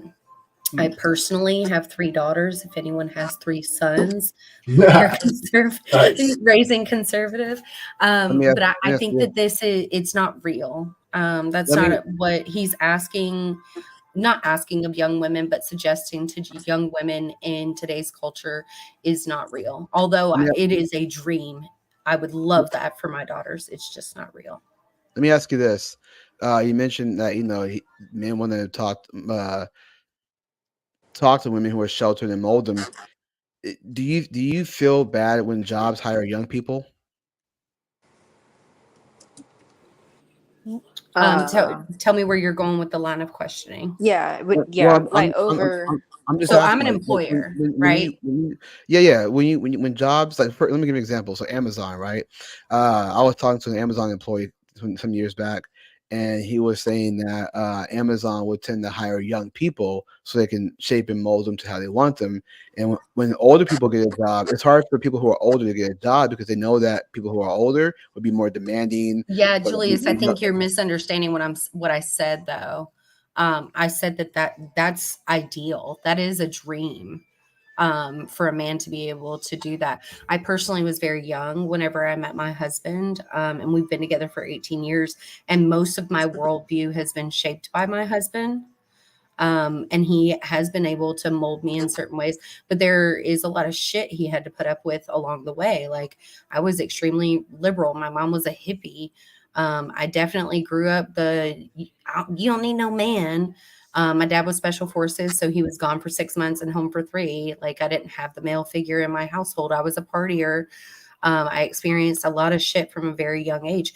I didn't know how to cook whenever I met my husband. He ate a lot of fucking burnt food along the way. I How mean, long there did was, you settle into that? How did you find yourself like the woman we find, and we're such good friends with now? say that again. How did you settle into that? How did you, it sounds so radically different where you're at now. It is We know. extremely different. I will say, um, whenever my husband started really talking about faith with me, is when things started to change. Now, one of our first dates was going to church together because we've both always been Christians on our own. Um, but it wasn't like a big deal for us. But it was probably 2014, 2015. So at this point, we had been together for 8 or so years. We had 2 children at this point. Um, and a lot of stuff politically started coming up with Trump attacking Obama. And then there was a lot of, I don't remember specifically what it was, but there was a lot of stuff in the media and they started attacking Christian white males. And he said to me one night, he was like, this is the end of the Christian white male. We will be condemned, we'll be persecuted, they're going to attack us. And I was like, no way. And then I started to see it and it unfolded very, very quickly. So that just kind of opened my eyes to what culture is doing to the family. And I think that kind of started to open things up for me. It's also about the same time I learned how to cook. So Well, so I bet he's thanking his lucky stars every day. He's like, thank right, you. right. And I Thank mean, you. I can cook better than my mama now. I can cook better than his mama now. I started But off putting in work with this hippie descendant. I don't need no man, woman, and now I got a base broad. Thank you, God. I bet every day he's like, thank you. well, one can That's hope, a right? great transition to your credit, girl. That's fantastic. Yeah, I mean, it's awesome. But I think that what I was trying to say is like having all of those things, it's a dream, but I think it's a pipe dream. I just don't think it's real. So Just like a woman should look at it and say, okay, if you want a man who's 6 foot tall, who makes over $100,000 a year, who's physically attractive, not married, doesn't have kids, this, and this, your chance of having him is 0.00002%. I think men have to look at that on the same level and lower your standards. Like you're not going to well, get 100% of what you want. You just have to figure out what it is that is your non-negotiable. well, this is the point I was trying to bring up. So the first thing Myron said is that women should preserve their virginity until marriage, or at least to their future husband. I guess my thing is that when I hear this whole like pipe dream things like that, you don't think that like you have daughters, I have a daughter. You don't think that we can tell our daughters to wait until marriage, or do you think that our daughters should be promiscuous first and then like get experience first and then get with somebody? I was told to wait. No, but I'm saying that because we have daughters, like, do you think we should encourage our daughters to have a little fun first and then settle down, Oh, or hell actually no. wait until Absolutely not. Absolutely right? not. So It's so then but with that it's being not real though. What I'm telling you is, I am for preaching abstinence only. Abstinence is the only way. But I just don't think if we gathered a group of 100, out of that 100, how many are going to listen to what we're saying? right, but that all comes down to parenting. That's what I'm saying. Like I know it sounds like a pipe dream because in America, the average age women and men are losing their virginity is like 17. So what I'm saying is that a way to fix that, especially if you're a Christian, a way to fix that is to start with our kids and say, hey, you wait until marriage, not, well, go have a little fun, as long as you're not hurting nobody. Don't sell that dream to them. Instead, we should be telling them to have morals and say, wait until marriage. Do you agree with Yeah, that? no, Or for sure. So I don't know if you guys know a lot about me, but I'm a member of Moms for Liberty and my local chapter here. And part of what we do is help shape the curriculum that goes into our public schools.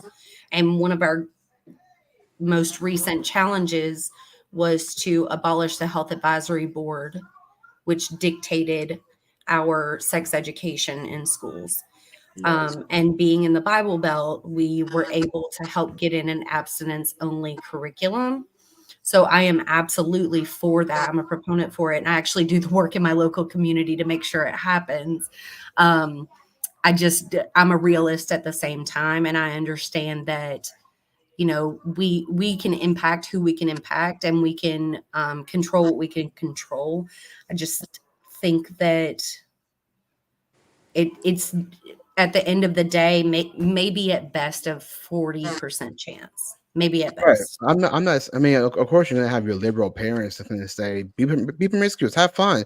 I'm just saying that those of us who know moral values, like we should be able to push that into society the same way, media pushes propaganda, things like that. We should be able to push that same value into society. In my opinion, I think that would solve a lot of problems that we have now. The fact that people are so promiscuous, we have these situations of single parenthood, divorce rates, children living in single parent homes, the fact that 80% of that is of single mothers. We have these issues because people are being promiscuous. And I think in order to save that is to, again, kind of let women know, hey, you should preserve your body for one man and not for every man. To be the ones putting this out there. Like if men are setting the expectation and the standard for what a woman should be, then that is what women will look to become. We definitely have to control what we can control, and I know Nick isn't necessarily religious or anything. I don't know about you, Julius, but I think one of the best ways to do that is to start your children in church early. Get them familiar with, God's law for our bodies, and how we should take care of ourselves. Oh yeah, 100%. I talk to my daughter about this all the time, and she totally understands. She's not the type to want to go do all that. I let her know who to look out for, and she's starting to see it too. Like these dudes trying to just get into her pants. Um, Let me ask you guys this. Let's go ahead and jump into this topic real quick. Do you guys believe in feminism? Jax, you've been quiet for a while. So do I believe, like, I mean, Like, I'm are not a you feminist okay? So you're not one. Uh, Holly, what about you? to Are an you a extent. feminist? Is that even a question? I'm sitting here holding a book called Occult Feminism. By Rachel Wilson? Yeah. How'd you just real quick? How'd you come across that book? Sean. Nice. I read it. It's a great book. It's a great Yeah, read. it is. Yeah. Actually, I told you guys a few minutes ago, like I'm an employer. We have 4 barbershops, and one of my barbers, she's pretty liberal, like blue hair and all. She was in a throuple and all the things, and she loves to read. And we got to talking one day, and she's got this new boyfriend, and he's a little bit more conservative. And she started kind of changing her mind about things. And I was like, so I've got this book.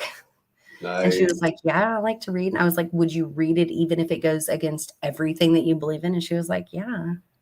Nice. I was like, all right. So that's why I have the book out on my desk, because I'm going to give it to her to see if we can slip a red pill to her. Because I've read the book, but I want to study it. Reading is one thing, but studying it is a whole lot different. So I want to like study it to kind of understand it. You know what I mean? Because I read it, but it's just like, well, now I want to actually like understand it and actually have that knowledge, because I have an idea. I don't want to say, I told Nick about this, but I have an idea where I want to kind of go around, hopefully California, and ask this a certain question. I think it'll be very interesting, but it's based on what the information that book has. But let me ask you guys this. So you guys aren't feminists, but do you think, like, okay, when you say you're not feminist, are you saying that you're not feminist because of like the way it is now, or would you say that you agree with the first wave, or do you just not like it at all? Holly, I know that you're reading the book. 100% against feminism at every level. I am. I was totally against the repeal of the 19th when I first heard it, spouted off. I am 100% proponent of it. I don't need my vote. I have my husband, and I've chosen a man that I trust to lead our family. So yeah. W husband. Wife too. Um, so that's actually fantastic, Holly. That's actually really great testimony. Jax, what about you? Do you disagree with feminism at all levels, or are you more like I'm a first wave and the fourth wave is bad, or where you stand? I mean, so I guess I would have to say that I don't agree with feminism at any level, but I do have to participate as a modern woman. So I can't, you know what I'm saying? You have Like to it's blend in. You have to blend really in with it. You can't be out. Yeah, just real quick. When you say participate, what do you mean? well, I mean, like I have to, pay the bills and things like that. Like I'm the sole caretaker and provider for my children. So, um, like in that sense, like I need to be able to have a Play the game. job, Yeah. be Yeah. educated, things like that. So, you know, in that sense, it's, like I said, I have to participate in it as far as being able to survive. But if I was able to have a husband and, do all the wife duties and all that, I would, but it's just not on my table right now. So. So, Jax, let me hit you with a hard one, girl. And this is only as a friend. We go back, and I trust you can handle this. If you could advise your younger self, let's say maybe, I don't know, 16, 18 or something, Mhm. anything at all that you would have done differently as far as, getting a man or whatever, you know what I mean? What would you advise yourself? Uh, well, I mean, I would have definitely have, I don't know. It's so hard when you have kids because you never want to take it, No, and yeah, take let's them put that up back. front. Like But that does not say that you right. obviously we love you love your kids and you would never change the world. You would never change anything about that. Right. But But I would have Uh-oh. definitely saved Lost Holly. myself for marriage. If I had done that, then I would have, if I had done that, I would have had more of a, I guess, probably drive to actually get married. I've never been married. So, um, that was never like a big desire of mine. I don't know. But so I don't know, maybe if that was something that, was like hard and steadfast and I've had met my children's father and was, very steadfast in that, then I would probably still be married today. Probably still be together today had we got married. But because I was, loose on that line, I'd never got married and I'm single today because it was easy just to split off and, there was no divorce or anything like that. So Let me ask that you a would be my question. advice. great answer. Great answer, by the way. Thanks for. Let me ask you this because so you're a single mom, yes? Yes. Okay, I'm a single dad too. Um, so let me ask you this: This might be a tough question because I know sometimes Can I have people. your number? No, To the stop. door. Nick's always trying to hook me up with every single girl that comes on here. I swear. Single mom, single dad. It sounded like it was like written in the stars. I was like, oh. No, sorry. I've had my experiences. I will only make that decision. So this is the question I'm going to ask. Do you think that it's better for the single mom and the single dad to wait for single parents to Mhm. wait until the kids are older to start dating? And here's what I mean by that. So, for example, my daughter is 16, right? Let's say I met somebody this year. And I got to know her for like about a year and a half, towards to the point where my daughter's gonna be almost 18. Mhm. Do you think that single parents should wait until or not should they, but that it's best for them to wait until the children are older so that the man's not like obligated to take care of somebody else's child while the father's still around or the mother? So older as in 16 or older as in 18 I and older? I would say maybe as young as 16, only because like if you got to know somebody, you want to take time to get to know them. It's like 16, 17, you meet somebody, and by the time your kids are 18, and then once they're adults and in the world, if you choose to get married like the year after that, after you got to know the person, then go that route. Like you know them, get married, and after that, you guys do what you do. That's completely dependent on whether that child or those children live with you. If they live Yeah, with us, yeah, I mean, Yeah. no, Holly said it depends on if the children live with you or not. And I agree with Holly there. Now, my kids are with me um, majority of the time. I personally don't feel like um, dating or adding somebody mm, would be the healthiest thing. My daughter's my youngest, so having a little girl in the house and I don't know. I it would really take me getting to know somebody. I'm just not sure that I guess I would have to just to give a like answer. Yes, I feel like it would be easier and better to wait until they're 16 or older. yeah, Just okay, what boy or girl. Just personally for me, it would take a lot to accept a yeah. I've change. heard women. I've talked to women before on Instagram about this, and it was like, "Well, I deserve to date somebody." Like, well, what about my happiness? And it's like this me kind of attitude. Like, I deserve this, and they'll never think about the actual children because there are oftentimes where the single mother will go off with some other, especially if the father's still around. Mhm. She'll go off with some other guy, and then all of a sudden she gets pregnant by him, and then they have a kid, and now that Mhm. child gets mom and dad in the home, while this child over here has to go back and forth. So there's no identity for one child, but then the other child gets both mom and dad. Right. And so that's where, I mean, on one hand, it's like, I would love to have the two parent dynamic in my household. Um, but because I haven't, I've been single for a little over 5 years now, and I've I haven't dated or anything at all. Like, Been no. been been two for me. So Well, I'm I like mean, and I'm like I'm so, like I'm like tailgating you. I'm like right behind you. Yeah, I think personally, just from the outside looking in, obviously I'm not in that situation, and God forbid I ever end up in that situation. Mhm, I could not be a single mother. I need my teammate, right? mhm. Um, I do have a hot take though. But Uh-oh. go ahead, go Uh-oh, ahead. it's coming. I think it's okay to date outside of your home if your children are not with you. I think it is okay to have, a date at home or whatever. I commend, like, I know Jax. We've met in person. We are actual friends. Um, and I will go see her as often as possible, hopefully at least once a year. You guys live in But the same area?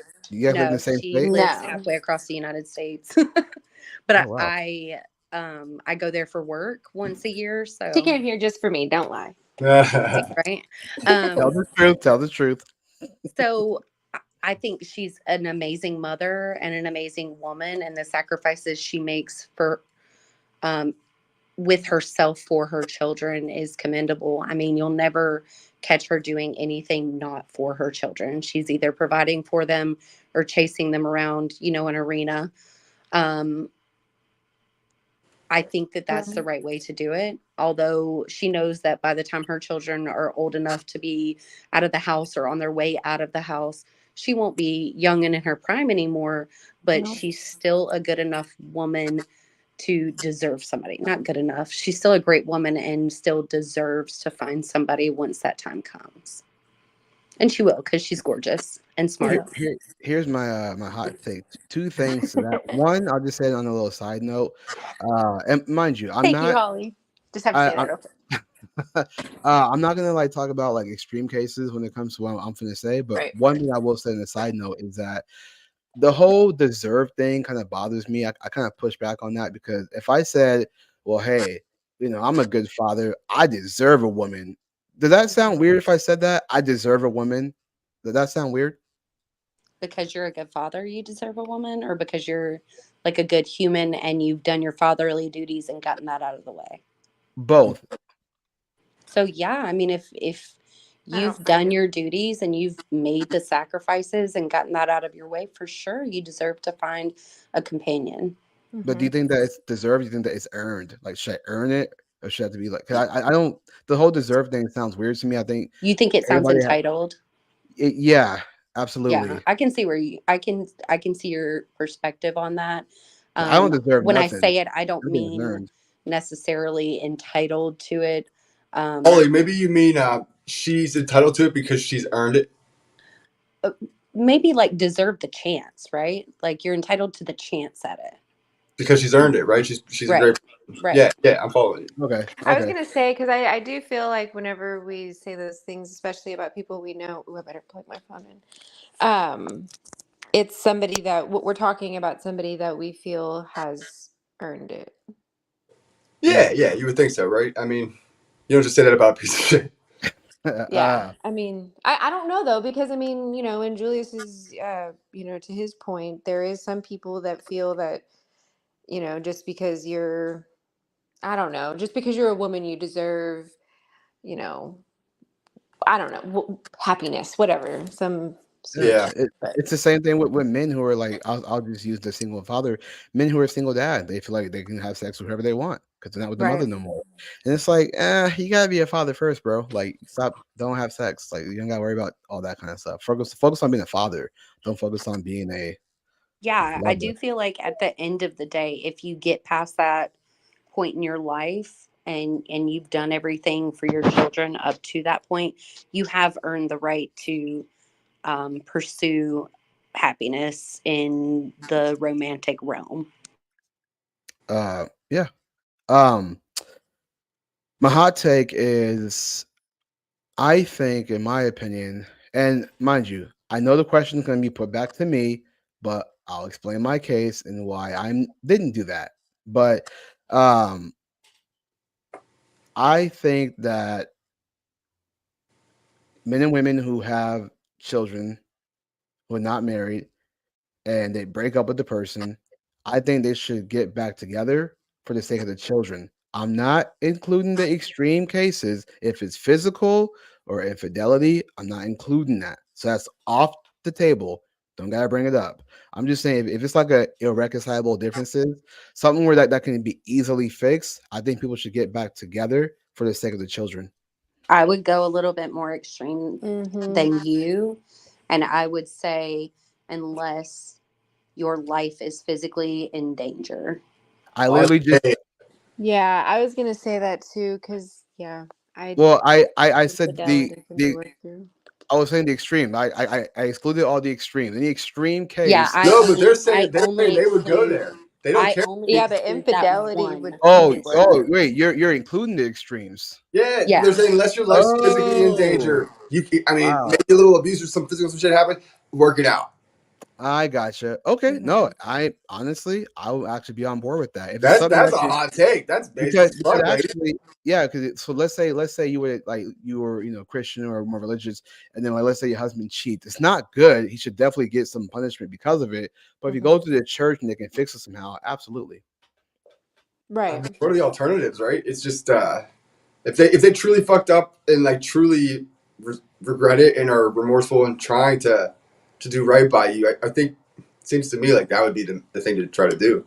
Yeah, because to quote Andrew Wilson, he was saying that in the podcast with Volo Tomasi, asking about men's consequences when it comes to stepping out, and he said Mhm. this is why it's better for people to go to the church and then to the state because the state there's more incentives for women to kind of leave or whatever the case may be. The men get screwed over, but when at least when it comes to the church, there's enforcement from the community. So, for example, if my daughter Yeah, got marriage married. shouldn't be sanctioned by the state to begin with, but I Right, agree. right. And so, for Based. example, if my daughter got married and then let's say her husband cheated on her, it will be some, clobbering time. You know what I'm trying to say? Like the men will keep her husband in check. Yeah, he's not going to be doing that on her because the church is going to hold it down. Yeah. Exactly. So you want to give a reason for the community to actually hold him accountable. I'm 100% on board with that. Hey, dude, we got to watch the clip I have. I sent it to you on TikTok, Okay. bro. Okay. This is the perfect time in the show. Everybody, I can't wait to see everybody's reaction to this clip. I don't want to sell it any more than that. Legendary actor and influencer. Go ahead, Julius. You said it on TikTok? Sorry, you didn't see it on Oh, no, TikTok? I think I sent it on Instagram. It's a TikTok reel that I sent on Instagram DMs. Probably could have sent it on. Yeah, I probably. But yeah, it's about 3 minutes long or so, and I just want to hear what you guys think at the end of it, or throughout. You feel free to speak up throughout. Yeah, and then real quick too, I just want to add this real quick, a little side note. I just want to say I appreciate you guys being on the show. It's fun having you guys. I guess my friend Megan wasn't available. I sent it too, but I appreciate having you guys on the show. If you guys want to come back and do this again, we love to have you guys. If you got more friends that want to be like that, you think we have this kind of conversation, bring them on. I mean, we can only have so many on because the StreamYard screws over, but nonetheless, we can. if you got friends you want to bring on next time, with that'd be it's cool. We love to have conversations with females because we're trying to figure out, like, Holly, you're married, Jax, you're a single mother, so to get those two perspectives, it's really interesting. I mean, it's fascinating to me, and I like you guys' views on a lot of stuff. Well, I appreciate that. I think we only disagree on the fact that men can be hoes, but other than that, I think it's been pretty fine. Okay, so let me pull this TikTok video up. Well, thank you guys for having us on the show. I've enjoyed like the flow of conversation. I think it's always nice to collaborate with y'all, and I love the pushback that Nick gives me. He's like, repeal the 19th. Okay, yeah, I get it. I'm with you. I'm just fucking with you Here's too. my Though. vote. I know I can do it with you. You know what I mean? I'm not ever trying to put me. I mean, honestly, We're like with it, but we'll still talk back. You know. That's why I like it. That's why I do it with you guys. You know that I'm just ribbing you, and then you give it back to me. And it's just fun, you know. I did joke around with that at first because it was funny, but the more after looking at Rachel's book, and then not even just Rachel, but reading her book, looking at people like Phyllis Schlafly, all that made me go, you know what? I'm on board with repealing the 19th. Dude, in my experience, yeah, having with me too alongside Suni for months, like I was hosting lives with the background saying repeal the 19th for her, and people would come on savaging me right away, just assuming like it's my thing. And then Suni at some point would time the bomb. She'd be like, "It's my topic. It's my issue. It's not him. What do you got to say about that?" And nobody would give her shit. Eventually got to a point those people were so unruly. I was like, yeah, gotta repeal the 19th, I think. I remember those days. Yeah, they were wild. I know. Okay, so we're gonna react to this video, and then we're gonna react to this video real quick, and then we're gonna react to a clip that Nick made that I did at City Hall. Speaking of repeal the 19th, we're gonna definitely react to that. Dude. Oh my god, guys, what Julius does is seriously epic. I'm not exaggerating, not because he's my friend. Can't wait to show you guys that. Yeah. All right, so let me go ahead and bring this up real quick. Okay. This one's much more lighthearted. Julius is going to be passionate. This is opposite. So this is a little bit of a longer video, so we'll try to just shorten it down to like maybe it's about 7 minutes long. So maybe we'll watch. Shit. Okay, well let's just start watching and see if we like it. We'll watch it get like 2 minutes, 2-3 minutes. Does the friendship mean a lot? Friendship with men? Oh yeah, I like that. I think that's let it cook. Let it get into it. The pleasures of golf as well.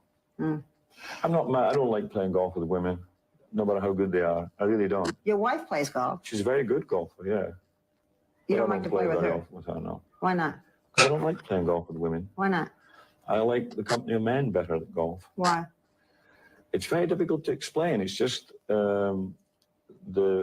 it's more pleasurable playing golf with men than women. Years ago, you did an interview, which may come back to haunt you. You know what I'm going to say, right? No. Okay. You did an interview in which you said, not the worst thing to slap a woman now and then. As I remember, you said you don't do it with a clenched fist. It's better to do it with an open hand. Yeah. Remember that? Yeah. Yeah. I didn't love that. I haven't changed my opinion. You haven't? No, not at all. You think it's good to slap a woman? No, I don't think it's good. I don't think it's bad? I don't think it's that bad. I think that it depends entirely on the circumstances and if it merits it. Yeah. What would merit it? Well, if you have tried everything else, and women are pretty good at this, they can't leave it alone. They don't want to have the last word, and you give them the last word, but they're not happy with the last word. They want to say it again and get into a really provocative situation. Then I think it's absolutely right. Slap. Yeah, absolutely. Yeah. What if she gives you a good slap back? Well, then you get into another area. I mean, then maybe she's getting to like it, and then it becomes something else. I don't know. But dude, Barbara starts liking him right here. He's charming her. Watch. It's the last resort. He's not going to do it because he wants to do it. Huh? Wait till people see this interview. Are you going to get mail? Might get some female. Well, do you ever slap your wife? No. No, she doesn't provoke it. No. Yeah. Yeah. Well, she takes me to the wire. She's very, she's very much got her own views and opinion and everything, and she's French, and they're quite pragmatic, and but no, I mean, she's tiny anyway, and but I have a very violent temper, and I wouldn't want to start hitting. But I'm also quite strong. What makes your marriage work? That my wife has a lot of interests and things. She's totally absorbed with me. And we have enough separations that we've been doing some things all the time, so we come back together, there's always something to talk about. I couldn't be. Julius, go again. Go to like the last minute. All day. I'm good at. Then. Now there are some exchanges in roles where the wife says, "Okay, I'm going to work, and you can do the cooking and bring up the kids." Well, if some men are suited for that, I think it's terrific. I don't think I'd be very good at that. I don't think you'd be very good at that either. Then it's better I should do something I'm good at. Then she would be happy too, no? What about both working and both helping at the house and both helping with the kids? Well, that happens in part. Do you respect a woman's opinion as much as a man's? But of course. Okay. Of course. Why wouldn't I? All right. But there are stupid women, eh? And there are stupid men. Okay. Yeah. Okay. So you We haven't cornered the market on all of our faults, eh? We've been talking somewhat seriously, but somewhat teasingly too. Do you mind when someone says you're a male chauvinist? You've heard it before. Here we go. I don't mind, honestly. No. Sean, what do you think is the biggest fault, in your opinion, that a person can have? The biggest fault? Yeah. You mean other than being a chauvinist? Other than being a chauvinist pig. Yeah. Pig is the word I didn't use. Stupid. I hate stupidity more than anything. Finish this for me. Sean Connery is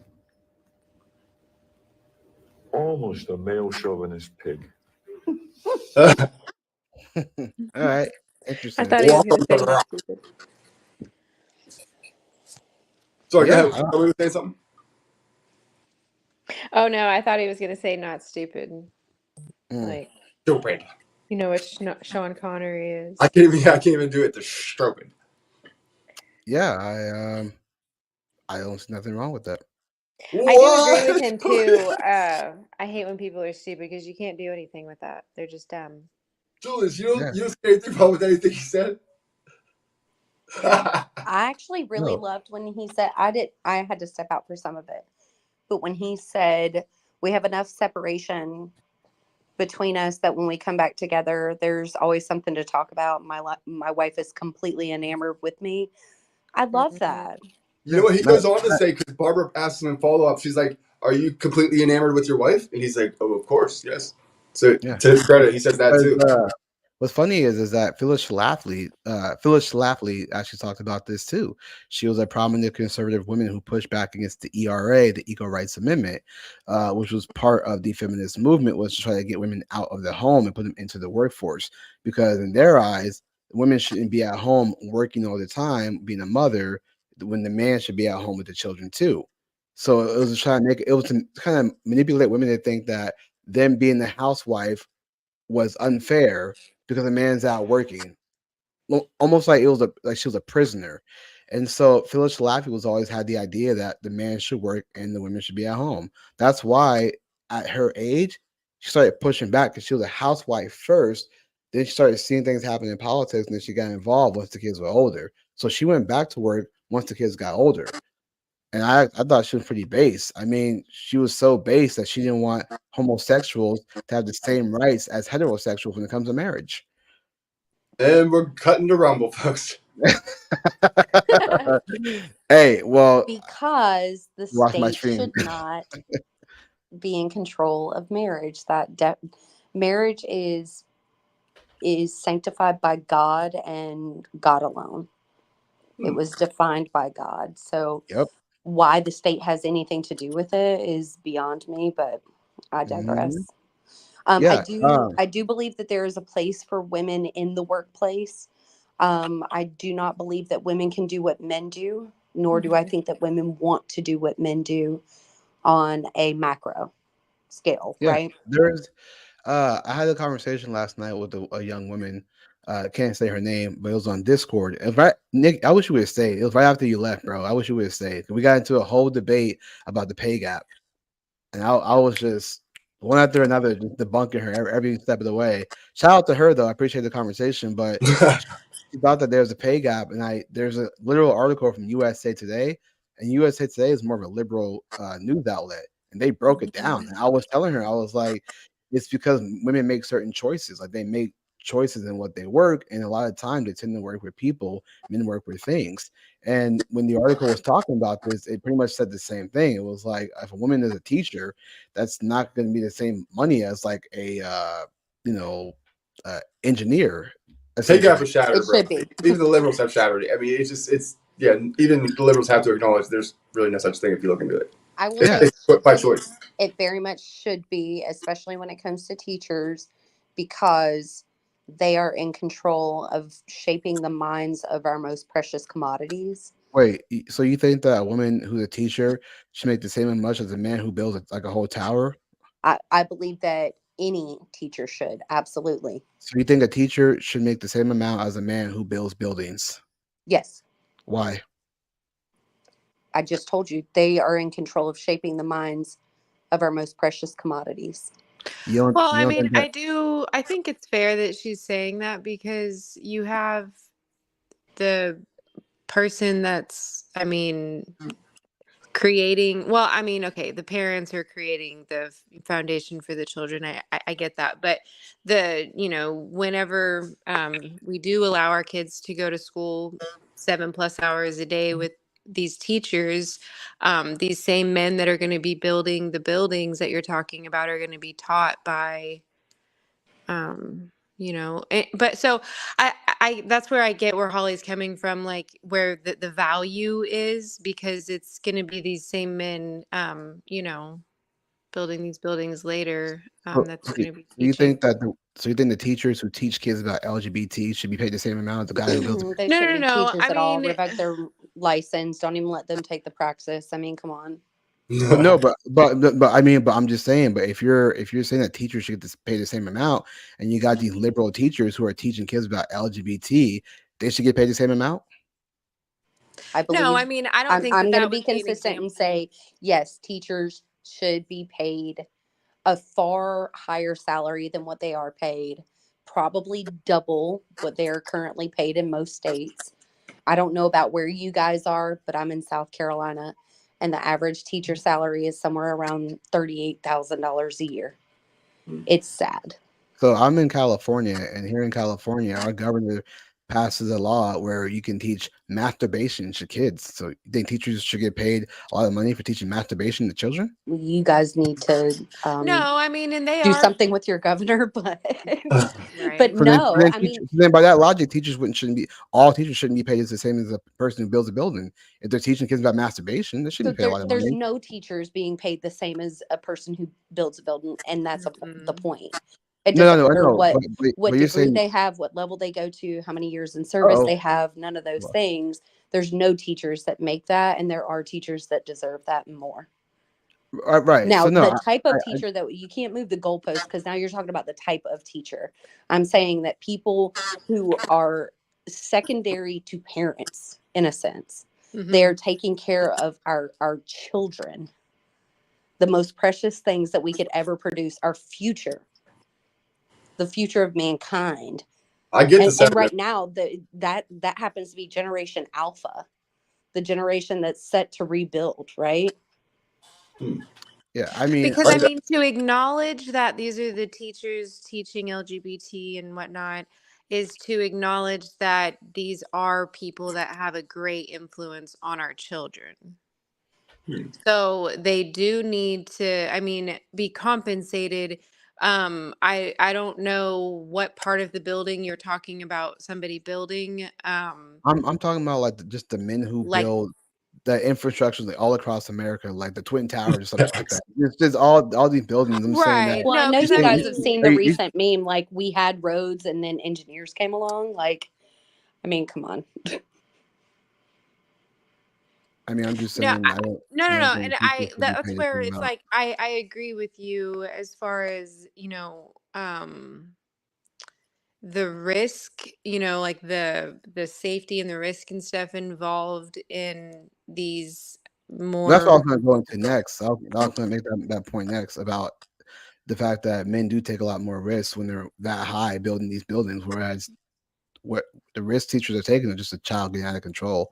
That's why people advocate for homeschool so that they don't get indoctrinated by the schools. I think the schools are heavily indoctrinating children, and I'm not saying that there's not good teachers out there. I'm just saying that the you know if Community-based schools have always been a thing. Teachers have always been a thing since the dawn of time.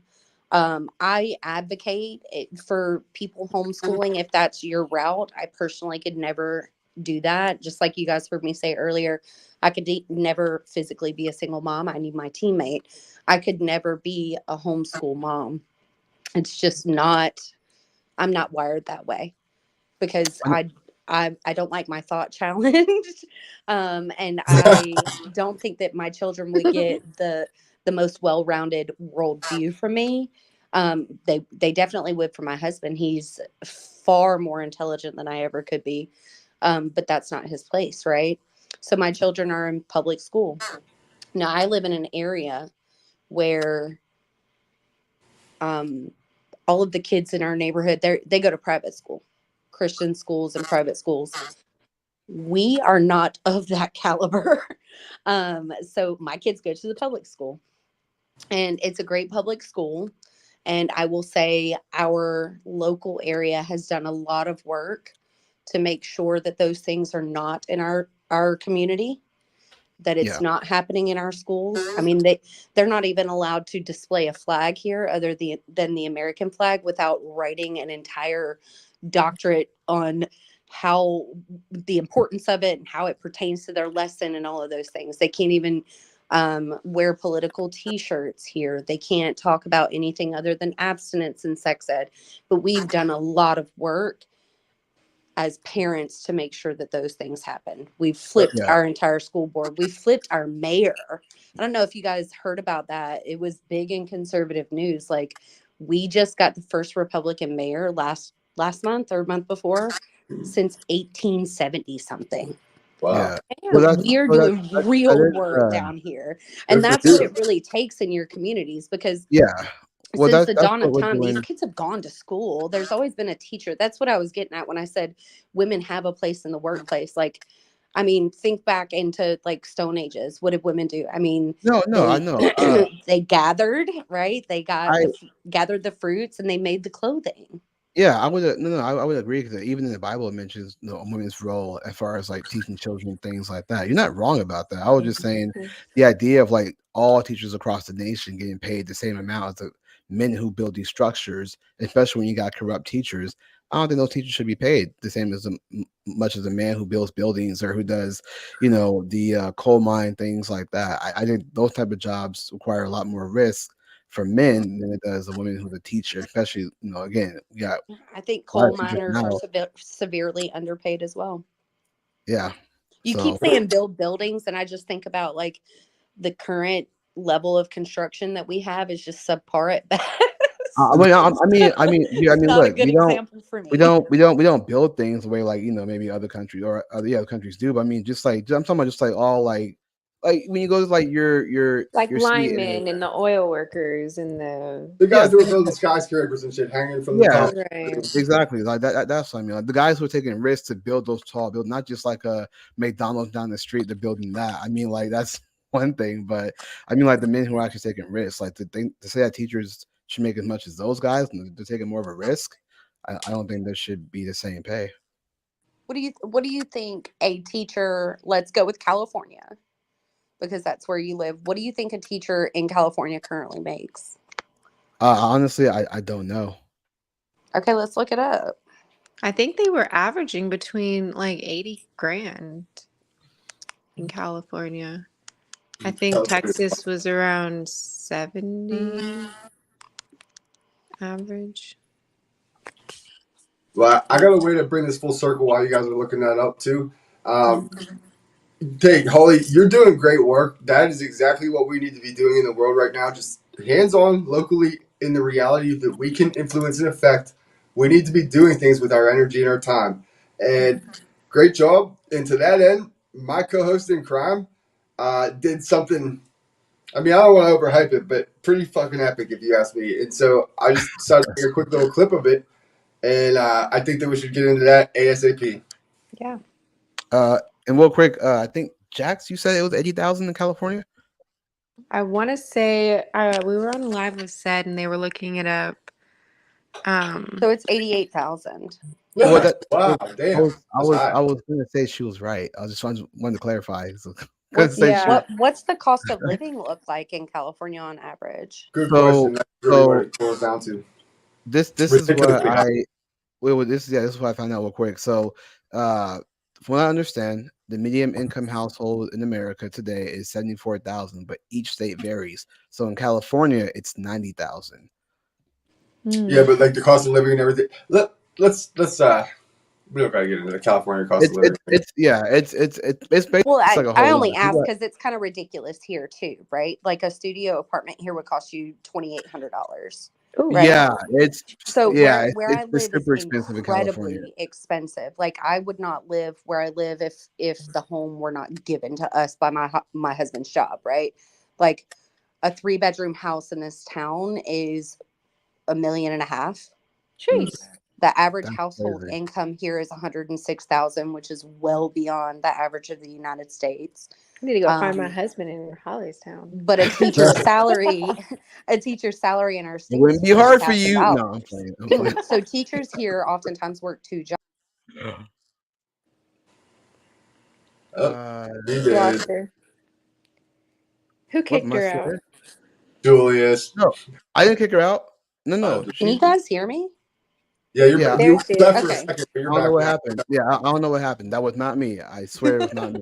I could still see my They said, speaker and "Repeal the everything. 19th." It's just my picture. My hands are on my cup over here. But yeah, that's why I was speaking on it, Julius. I just think there's a huge gap here. I don't know about in other places. Like in Texas, if it's 70-something thousand in Texas is incredibly inexpensive to live in most areas of Texas. Yeah. Yeah, not the area I live in anymore. No, I totally hear you. I was just saying. I just thought it was. I was just kind of just like, well, if should they make a lot of construction workers? That's all I was trying to just get at. Well, and then the construction workers, I know, I mean, they make good money, but in order to really make the good money, you've either got to be working the overtime, you've got to have some sort of like foreman title, or you have to have your own company. Had to work there for a long time, put in some dues, something. Mm-hmm. I'm on your page, Nick, but I don't see the story. It's on your C3 Nick page, right? Yeah. If not on TikTok, then on Instagram. I thought I sent you the link on Instagram DM. Oh no, I sent you the Let me make sure. the fucking Sean Connery link. No, you sent me the I did. You sent me the actual video. Yeah. I could try to play it from Instagram, but it always buffers a lot. That's the problem I always have. It just buffers a lot. I thought that it shows your stories. Like when you post, I thought it shows the stories, but I guess It doesn't. I'll try to play from Instagram and hopefully it will play, but we will see. We're gonna try to play it right now. Let me see if I can pull it up on TikTok and send you a direct link. I'm trying to pause this thing, but it won't freaking. Okay, let me just do this.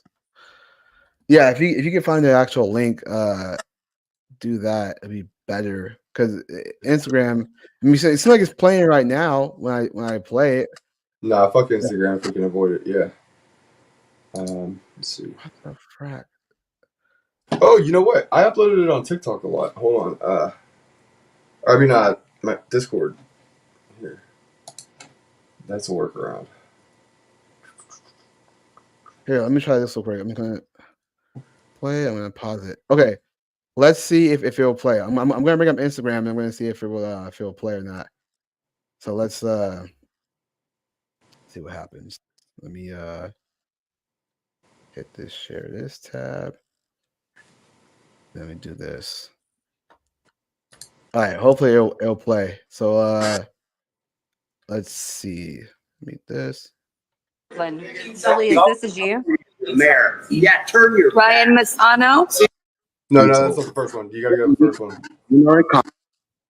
I say thank you for the opportunity to speak, but I know it means nothing to you. Since I know you don't care about the American people, my speech is to the American people and to the world. These so-called leaders that you see in front of me here are criminals who last week tyrannically removed our right to free speech and violated the Brown Act, a law which guarantees the public's right to attend and participate in meetings of local legislative bodies. Mayor Darrell Steinberg likes to label anyone who questions his religion anti-Semitic, yet last week he cut free speech from 40 people. Of those 40 people, there were Jewish people. How is that not anti-Semitic? How is it not sexist or racist when of those 40 people, there were women and minorities who wanted to speak? These are the same people who pretend to be for you until you go against their narratives and beliefs. Every single one of you are not fit to lead the people of Sacramento. The men are weak, the women are incompetent, which is why I'm on board with repeal the 19th.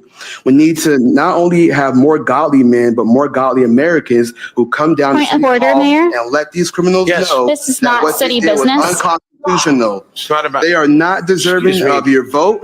They are not deserving of your support. Excuse me, and there's they are a not point. deserving There's of your a point respect. of order. Stand up now, or otherwise you will fall for anything. Thank you.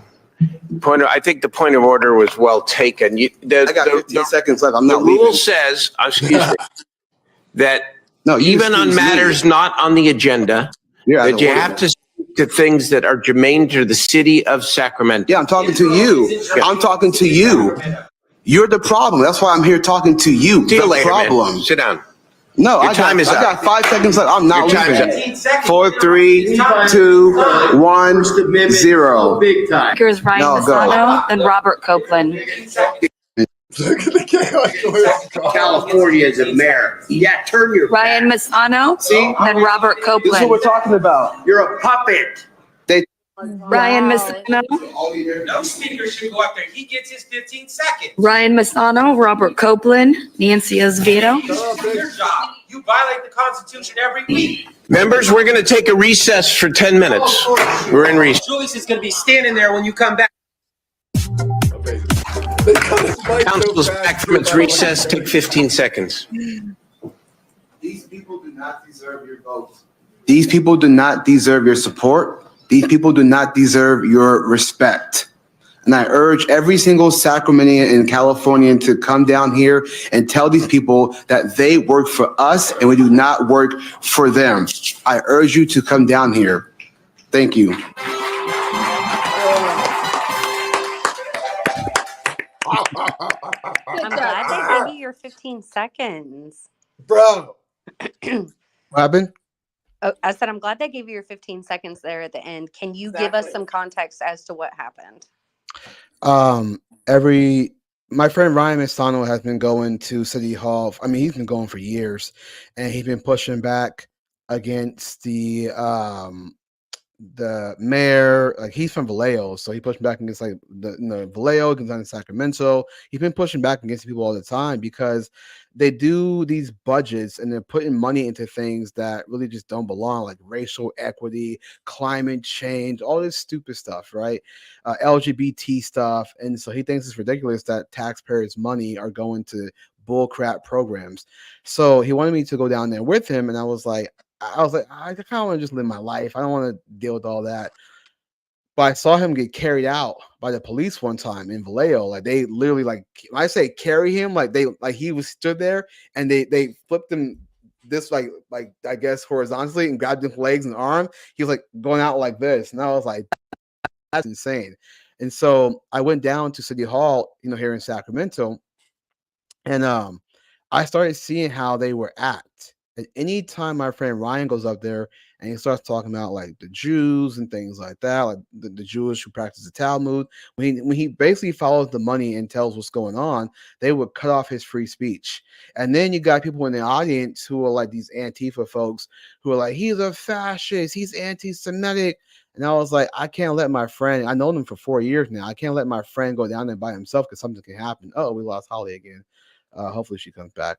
So I said, I can't let him go down there by himself.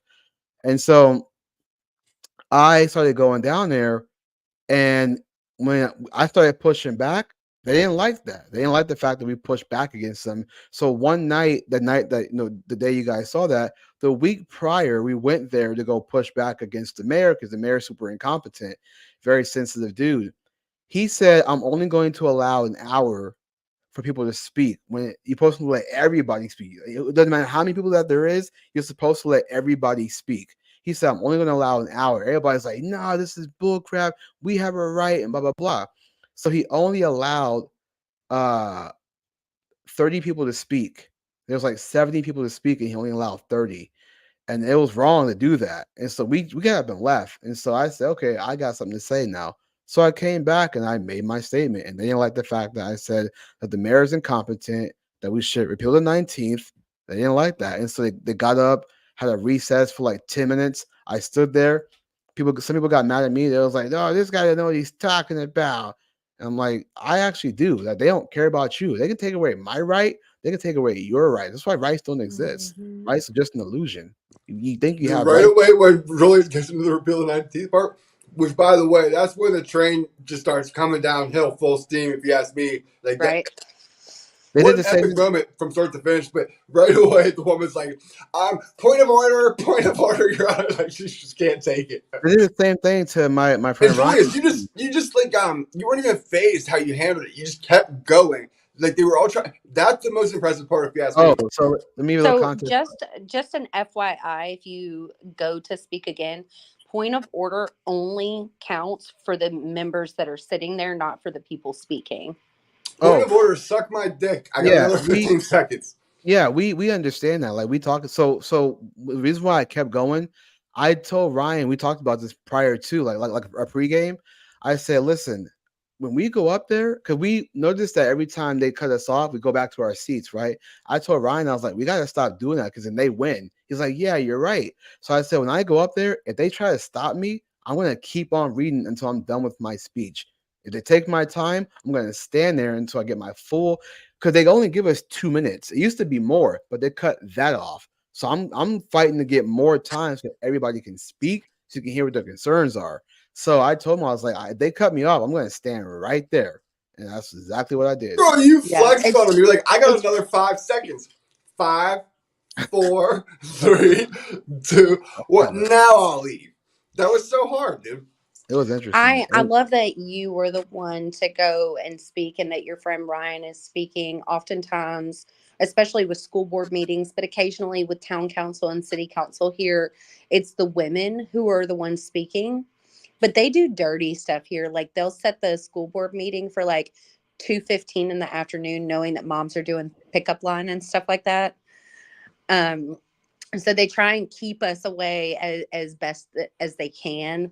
And the way that they do it is 4 of our school board members out of the 9 are still liberal, and they'll say they're unavailable from X time to X time, so they can only do whatever. So the conservatives are like, well, we're still going to have the meeting. So they said it earlier in the day. And we're constantly asking the men to come and speak because they don't get shut down as often. And their points are heard. And we have paid hecklers here. Like we've caught Sharpton money coming in and Soros money coming in. And there's actually a billionaire who lives right down the street from me who owns one of the charter schools here and funnels a lot of money into our school board campaigns. The last election cycle in 2020, our liberal school board members raised over $80,000 each, which is an insane amount of money for a school board campaign. Yeah. Insane. Like 20,000 is considered good. But we've got major billionaires funneling money in to try and keep our school boards the way that they are, because this billionaire down here who owns the school is getting kickbacks from the county, so on and so forth. There's a lot of corruption down here, but I digress. I'm glad to see you go. I wish more men would get involved. Yeah, I have noticed that too. If you look at a lot of the school board meetings, I mean, just over the time, especially during COVID, I'm not saying women can't speak. I mean, no, but I'm not saying that they can't speak or anything. I'm just saying that it's fine, but you don't really see a lot of men who do that. So here in Sacramento, it's myself, my friend Ryan, and my friend Guy. Ryan might end up leaving California altogether. He's made his money. He's gonna pack up and go, but he doesn't want to leave because he wants to make sure that the fight still goes on with Sacramento. And I told him that I would definitely carry that torch, for sure. But I can't be the only one either, because there are people that really just don't like. They hate our guts, and I try to be so fair. So let me give you an example. We went to the last meeting this past Tuesday, and this girl walked up to me. She was in this burqa, like she had like a little burqa, and she walks up to me and she's like, "You shouldn't be next to this man. He's a white supremacist and he's gonna get you hurt. He's causing harm." I said, "Well, then how are you standing there right now? No one's harming you. You're fine." And she's like, "But he's a white supremacist." And I was like, Wait, "Well, she said that to you? yeah." She told me that I'm in danger of being, friends with my friend Ryan. And I said, "Well, how am I in danger?" I'm like, "You're here right now. We're having a conversation. No one's in danger. What are you Another talking white about?" liberal woman trying to save a black man. She was actually biracial. She was, I think she was half black. 'Cause I Of course. saw her, I saw her skin tone, and a little bit of her hair. I think she's biracial, but she was Jewish. She was Of Jewish. course And she was. She was Jewish and she was Muslim. And I'm like, That she's doesn't exist. Wait, Muslim. what? She's full of shit. She was an That dude is- oxymoron. Yeah, it was crazy. And so as she's claiming that she Just from felt Isaac that she and was, Ishmael. yeah, she felt like she was in danger. What's funny is that she ends up walking around like the rope area, and then she stands like right next to us. And I'm like, for somebody who claims to be someone dangerous, she's like standing right next to us, having a conversation with her friend. She's not that much in danger, but I guess she was just shocked that I wasn't like, "Oh, you know what? You're right. He is a white supremacist." And I'm like, give me one example, and she's gonna give me an example. Julius, you know what I would do if I was your buddy in these kind of situations? And I think you know I probably would. I would turn to her and be like, "Bitch, I'm gonna kill you right now." Just to fuck I mean, with her. I think I would play it up if I were you. I'd be like, "Oh my god, What if I killed you right now? are you gonna kill me? You call me white Where's the supremacist anyways. noose? I Are you might gonna have, put it we'll have around my some neck?" context. What if Yeah. my white supremacist ass decided to kill you? Yeah, it was. It's funny because she hides her identity. You know what I mean, like she just hides. I think I Always might the have mixed seen her people, man. I before. hate to say this. It's in my experience in life, it's always the mixed people that have such a complex one where they're just extremes, and it's just like, dude, you're like trying. I don't know, but I gotta get going. I'll leave you guys to have a discussion more. It's late. It's been a great show. I got No, work. we can, yeah, no, we could definitely wrap it up. But I'll just say, yeah, that's what I do. I always go down to City Hall. I push back against the mayor because somebody needs to do it. Otherwise, we're gonna keep on having this incompetence. Now we got Democrats running for mayor. It's all bad. It's all bad. We got to push back against these people. But Yeah. but yeah, Nick, where are you at? Are you in a liberal city? Well, yeah, Pittsburgh, Pennsylvania. Yeah, You your need to be getting governor. involved too. Yeah, your governor locked you guys down. Yeah, there's a lot going on here. I'm involved in some things, but I'm also I don't have time to get into it right now. But I hear you. I hear you. And Yeah. I'm doing So with that being said, we appreciate all you guys for watching. Thank you all for tuning in. Jax, Holly, thank you guys for coming on to the show. I didn't Thank post you. you guys is normally when we have guests, I put the guests' link down below. Something told me not to do it for you guys. 'Cause I don't think you guys need the attention like that. You know, like others who are like involved in things, like my friend Megan. She sells things online. She has her own little business. So to link her Instagram page makes sense for her business. But I think you two are kind of more low key. So I didn't put you guys this link. That's Just right. just for any kind of reason. I don't know. Something told me just not to do it. Yeah, If that- super low key. Mark 50 No over. problem. We're good. We don't need the attention, y'all. I mean, you're on this show. I get that. But I mean, but you know, the fact that you guys are not on camera says a lot. But yeah, so appreciate you guys for watching. Make sure you guys Maybe hit that next like time, button. though. Next time. cliffhanger. Yeah. That's a cliffhanger. Great job. Yeah. Yeah, make we sure- definitely had to give your audience the vibe check. Yeah, They yeah. passed. Make sure you guys hit that like button. Make sure you guys are subscribed and subscribed already. If you want to follow us on all other social media platforms, links are down below. If you want to support this channel to give you guys more better quality content, you guys can support us. Cash App down below. Any I owe questions? Ruel an update on the coffee, Julius. I owe Ruel an update on the coffee, buddy. Don't I think know. that went to waste, my friend. Good Wait, is Lord. your outro as good as your intro? We don't have an outro. Oh, get to work, Nick. Get I to gotta work work. on that. I gotta whip something up now. Yeah, I know. See, yeah, now you got a real challenge. Our Yeah, outro so- was Julius's fucking piece. Yeah, I know. That's why I'm on board with Pill the 19th. No, so yeah, appreciate you guys. God bless. Any question you guys have, you can always DM us on Instagram.com/Age of Men podcast. Any guests want to be on, hit us up. We'd love to have you guys on here, talk conversations, all that kind of good stuff. So, all right, guys, take care. Have a good one, and God bless. Thank Good you, night, y'all. ladies. Thanks The for best. having us. See ya. Bye.